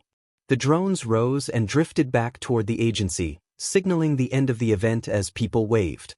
Manuel encouraged everyone to keep the lanes clear and the smiles bright, while Ida noted the crowd's respectful behavior. Manuel complimented Ida on his handling of the situation, and Ida felt a sense of pride. Back at the agency, Izuku removed her headphones, feeling the last echoes of music align with her heartbeat. It was not a performance or a chase, but a meaningful connection with the city, allowing her to rest peacefully that night. Evening settled over Hosu, with neon lights flickering to life. Manuel and Ida were steady presences in Izuku's headset, their footsteps and routine patrols creating a calming atmosphere. As Izuku prepared for the night, a sudden blast echoed through the city, a deep sound that rattled windows. Along with it came a chilling yell that pierced the air. Izuku's breath caught in her throat, and her grip tightened on the controls. Manuel's voice cut through the tension, instructing her to stay calm and breathe as they moved toward the source of the smoke. Izuku's hands trembled, but she activated the autopilot for her drone, focusing on her breathing as she counted to steady herself. The sounds of boots pounding echoed in her headset, signaling the urgency of the situation. Manuel and Ida broke into a run. For 10 seconds, their rhythms held, Manuel's lighter and Ida's precise. Then, one cadence peeled off, creating a gap. The second rhythm faded, replaced by a different sound entirely, a sprint that cut across the grid, between blocks, swallowing its own echo. Manuel called out to Ida, his voice distant but not yet worried. Ida responded, his breath steady and controlled. Izuku ended the feed and let her eyelids lift, feeling safe and private. She swung the camera to pan over rooftops toward the smoke bloom. Manuel's white and blue form moved beneath streetlights, heading toward the blast. She skimmed back a block and spotted a black seam between buildings, an alley that interrupted the flow of the city. There was no sign of Ida at Manuel's side, no second silhouette in the open. Izuku whispered Ida's name to herself, her reflection in the glass. Staring back. Her controller vibrated, and she set it down carefully, shutting off the feed as she began to move. There was no time to call, argue, or be watched. She slid out of the chair and across the floor, her tail coiling and uncoiling in long, efficient strokes. Her hand found the bar of the big door, and the corridor swallowed her in 3 breaths. Out of the agency, into the back lane, and into air that tasted like hot metal and old rain. Running wasn't possible for her, but she had a tail like a WHP and a gymnast's memory etched in her bones. She told herself to swing and make the city her bar. She slammed her tail against the pavement, the crack echoing as the recoil propelled her forward and up. Her body arced, reaching for a light pole with one hand, muscles firing as her weight swung through the hinge of her shoulder. The pole hummed with the current of the grid. She felt it in her teeth. She released, slapped her tail, and caught the next pole, twisting and swinging. She hadn't set foot on a gym floor in years, having grown beyond the apparatus and the rules, but the muscle memory remained. How to find center in motion, how to exit a swing without wobbling, how to make momentum a friend. Ojiro's drills had sharpened her skills, watching him coil and strike, her tail serving as metronome and engine. Keeping her eyes closed, she focused on the sounds of the city, the low thrumming of a vending machine, the whisper of banners against brick, and a loose sign creaking a half-block away. Her body knew the distance between poles as well as it knew her own reach. Another tail slap propelled her into a longer flight. She tucked, tightened, then extended, a clean layout, her hands catching the rust-warmed steel. A quick pump, and she released again, the rooftops dipping and rising beneath her. The street she sought appeared on the city's inhale, quieter and shadowed. She rode the last swing long and landed silently on the edge of a low office roof. Silence felt loud when she got it right. Izuku listened intently. Farther off, Manuel was still in motion, the cadence of a pro hero who refused to waste steps. Closer, in the alley beneath her, air moved around 3 bodies. One breath steady and slow, indicating control. One ragged with adrenaline and stubborn pride, and one, not a Nomu, but human, predatory, with an economy of little clicks and fabric scuffs, exuding the quiet confidence of a blade in love with the dark. Metal kissed stone below, a quick, conversational sound, the scrape of someone testing an edge. Izuku's tail instinctively lifted off the tar paper, as if the ground itself might cut. She slid forward until her fingertips found the alley's rim, her scales whispering against concrete. Keeping her eyes shut, she breathed once, then twice, letting her hearing sketch the scene. A wall, a dumpster, a wet patch where a pipe had leaked. The way the wind moved suggested tighter space, high buildings, and poor sightlines. The way footsteps landed indicated a standoff, not a scrum. The slowing heartbeat hinted that Ida had found what he wanted but now realized it was not what he truly desired. She could drop down, call Manuel, or hum until the alley recognized it as a place for snacks, not for conflict. But she did none of those things, not yet. She stayed, sensed and chose. Her claws curled over the edge, anchors without weight. The city's tempo shifted, pulling tight like a wire. Below, a voice rasped, quiet, edged, precise. Words bit the air, too low for anyone without ears like hers. Heroes who forget why should stop. Ida's reply came strained, formal by reflex. He insisted he had not forgotten. A soft, approving hum from the third presence. A teacher's sound turned cruel, suggested otherwise. Then your legs will forgive you. Metal whispered out of a sheath. Izuku's tail pressed to the roof, her body becoming a held note. Not yet, she told herself, resisting the urge to act. If she opened her eyes now and misjudged the angle, a wrong glance could end a life. She had learned that lesson in a moment filled with white light and rage. So she did what she was best at. She listened and prepared to move like water. Her shoulder rolled loose, her hands found the edge, and her tail coiled. A spring wound to the exact moment she would strike true without a glance. In that coil, she was 12 again, chalk dust in her mouth, a coach's voice in her ear, hips. Hollow. Tap early, fly long. Don't think, feel. She felt the alley and waited for the beat that made it hers. Then, only then, she moved. The alley held its breath. Below, metal whispered out of a sheath. Leather creaked. A voice like a worn whetstone rasped, precise and certain. Heroes who forget why should stop. Ida forced air through his teeth, insisting he had not forgotten. A dry, almost approving hum followed. Then your legs will forgive you. Steel angled toward flesh. Izuku moved. She dropped from the roof without opening her eyes, a silent sheet of weight and intent. One hand found the bottom rung of a fire escape. She swung, her body arcing in a clean, practiced curve. The release was perfect. She landed between them in a low coil, her tail snaking behind to anchor her, arms lifted and loose. She quietly commanded the man to let Ida go. A pause followed, a soft shift in the air as the man recalculated. Creature, he remarked, not insulted, merely assessing. Not a nomu. Not a mask either. A deliberate step to the left indicated he was sizing her up. You come without eyes. Izuku replied that she didn't need them. Careful, Ida warned from behind her. Once BLD, Stain finished, almost kindly. We'll see what yours says. He moved in, faster than the words, a short blade reaching for her forearm, testing, shallow, the kind of cut he never missed. The clang of metal rang up the brick like a bell. Stain's wrist recoiled. Izuku's arm had not flexed like flesh, it had stiffened at the moment of impact, a wall that deflected the knife back with a rude jolt. She didn't flinch. She simply turned her forearm, allowing the metal to slide off.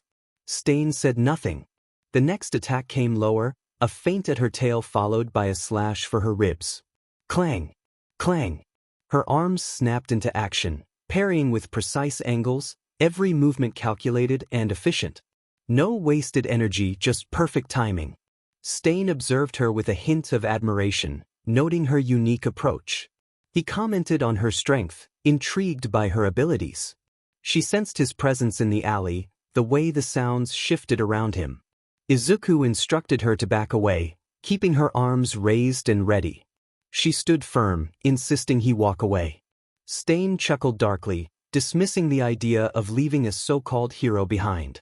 Izuku urged Ida to breathe, trying to steady him. Stain, amused, noted Ida's struggle. As Stain moved to her blind side, Izuku focused on his weight rather than his blade.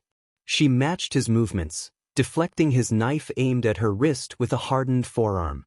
Another blade came for her shoulder, but she turned and caught it, pushing him back with a forceful shove.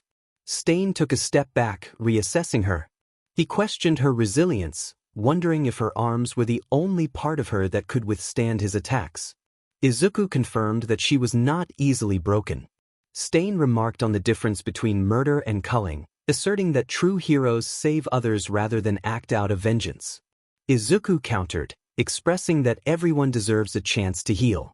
Stain attacked again, targeting vulnerable spots, but each time, Izuku's arms met him just in time, the impacts echoing softly in the alley. As he expanded his movements, Izuku adapted, her body flowing with the rhythm of the fight. Stain commented on her hidden eyes, recognizing her ability to perceive him nonetheless. Izuku admitted her fear of herself, which momentarily surprised him. He then struck low, aiming for a target that wasn't there, but his blade merely sparked off her scales. He reset his position, acknowledging her as a problem. Izuku maintained her focus, keeping him in front of her. She asserted that he could leave with Ida for the right reasons. Stain expressed his disappointment in their generation, but Izuku stood firm, insisting on Ida's safety. As Stain blurred into motion, Izuku anticipated his attack, intercepting his knife with her arm. She deftly twisted his wrist, causing him to release the blade.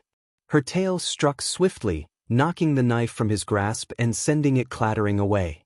Stain acknowledged Ida's improvement, noting his ability to listen. Izuku urged him to walk, pleading for his safety. Stain assessed her, suggesting she would beg for Ida. Izuku countered, stating she would plead for anyone in danger, emphasizing the value of life. The sirens in the distance reminded them of the urgency of their situation. Stain observed her lack of pretense, suggesting she might not be false after all. Izuku pressed for him to spare Ida, wanting him to learn elsewhere. Stain chuckled, acknowledging the challenge she presented. A thin blade shot toward her, but Izuku blocked it effortlessly, sending it back to Stain. He sheathed his weapon, declaring that she had bought Ida some time. Ida, still shaken, struggled to comprehend the situation, but Stain dismissed his concerns, emphasizing that he was not ready to die for a noble cause. Izuku remained resolute, ordering Stain to leave. He stepped back into the shadows, hinting at a future encounter with her, expressing curiosity about her true self. She remained silent as he vanished, the alley returning to stillness. After a moment, Izuku urged Ida to breathe slowly, guiding him to regain composure. He expressed his regret, but she interrupted, focusing on their next move. She led him out of the alley, keeping her senses sharp and her abilities contained. As they emerged into the city's familiar sounds, Ida mentioned Manuel's likely questions about his absence.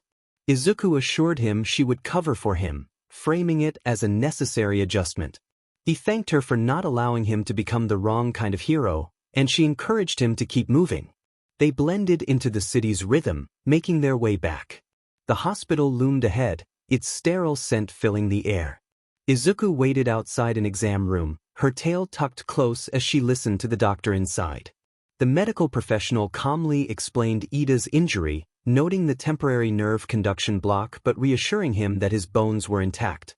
Numbness, weakness, and poor finger control filled the air as Ida's voice remained formal, though it trembled slightly at the edges.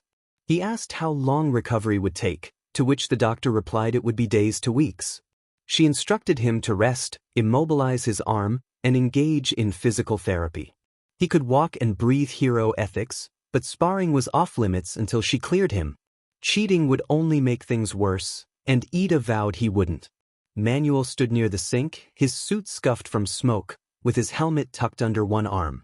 He suggested placing Ida on light-duty paperwork until further notice.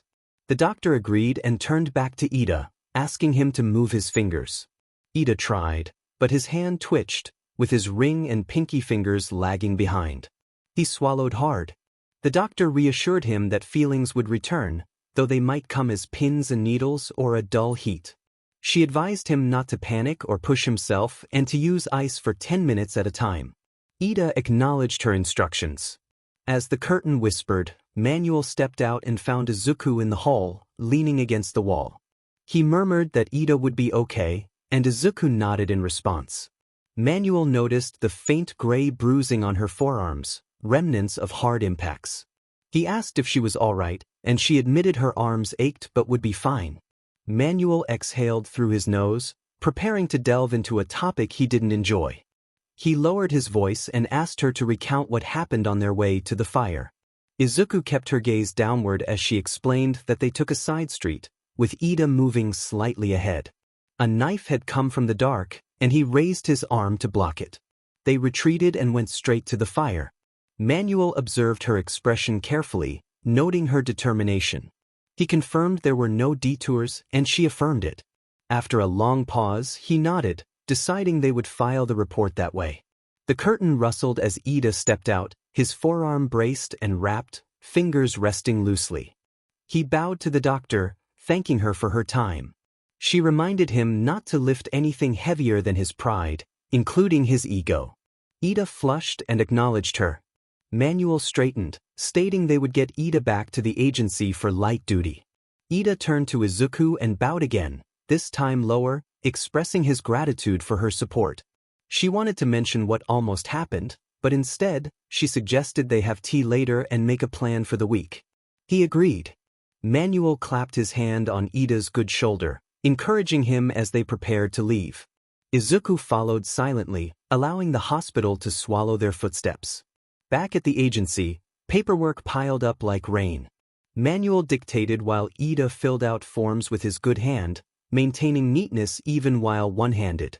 Izuku held the clipboard steady, ensuring the weight of her tail didn't crease the reinforced table. As midnight approached, the front desk buzzed with a call for Manuel. The receptionist informed him of an HPC dispatch bulletin he would want to hear. Manuel activated the speaker, and a recorded voice announced that the hero killer stain had been located and detained in Sector 7B. The suspect was found at the scene with signs of BLD loss, though the cause was unclear. Multiple superficial lacerations were noted, but there was no deep trauma. The suspect was conscious at the time of the report, and markings were discovered on his left forearm, with letters carved reading, 𝗀𝗚𝗏. The media was advised to hold further information pending forensic confirmation. Silence enveloped the office, thick and heavy. Manuel broke the quiet, questioning the nature of the BLD loss without a visible wound. Ida tightened his grip on the clipboard, realizing someone must have fought him. Manuel noted that this was someone who wanted to make a point and mentioned the name, 𝗀𝗚𝗏. Izuku's tail shifted against the floor. The name was familiar. The city had whispered it like a ghost story, with tales of a shadowy figure leaving a black emblem near broken knives. A vigilante who avoided the spotlight and targeted serial assailants. Manuel rubbed his jaw, acknowledging that they were not 𝗀𝗏𝗏 hunters and that their focus should remain on tomorrow's challenges. Ida hesitated, asking if they approved of vigilantes. Manuel gently but firmly stated that they did not approve and that they would not hold press conferences about them. Their responsibility was to keep their ward clean and people kind, allowing the police to do their part. Izuku agreed, but the city had its own commentary. The agency phone blinked with messages, and the public feed buzzed with chatter about the incident. Manuel silenced the screen with a knuckle, declaring it was time for rest. He pointed at Ida, reminding him of the doctor's orders to go to bed. Ida stood, hesitating before thanking Izuku again. She promised tea tomorrow, and he bowed before leaving, closing the door softly behind him. Manuel lingered for a moment, helmet under his arm, his eyes showing signs of fatigue. He complimented both Ida and Izuku on their performance that day. She thanked him in return. As he started to leave, he paused in the doorway, reminding her that if anything felt heavy, she could reach out. Tea would appear like magic. Izuku smiled softly, acknowledging his words. After he left, she remained in the dim light, listening to the steady breath of the city beyond the glass. Turning toward the desk, she pulled her pad close and wrote down her thoughts. Lies that save lives are still lies. We owe truth later. 𝗀𝗏𝗏 is back. Ida's hand, a week of rest, then drills that don't require fingers. Hearing drills. Flow drills. Her claws tapped the table in a slow rhythm, matching the pulse of the city. She closed her eyes and hummed quietly to the empty room before turning off the light.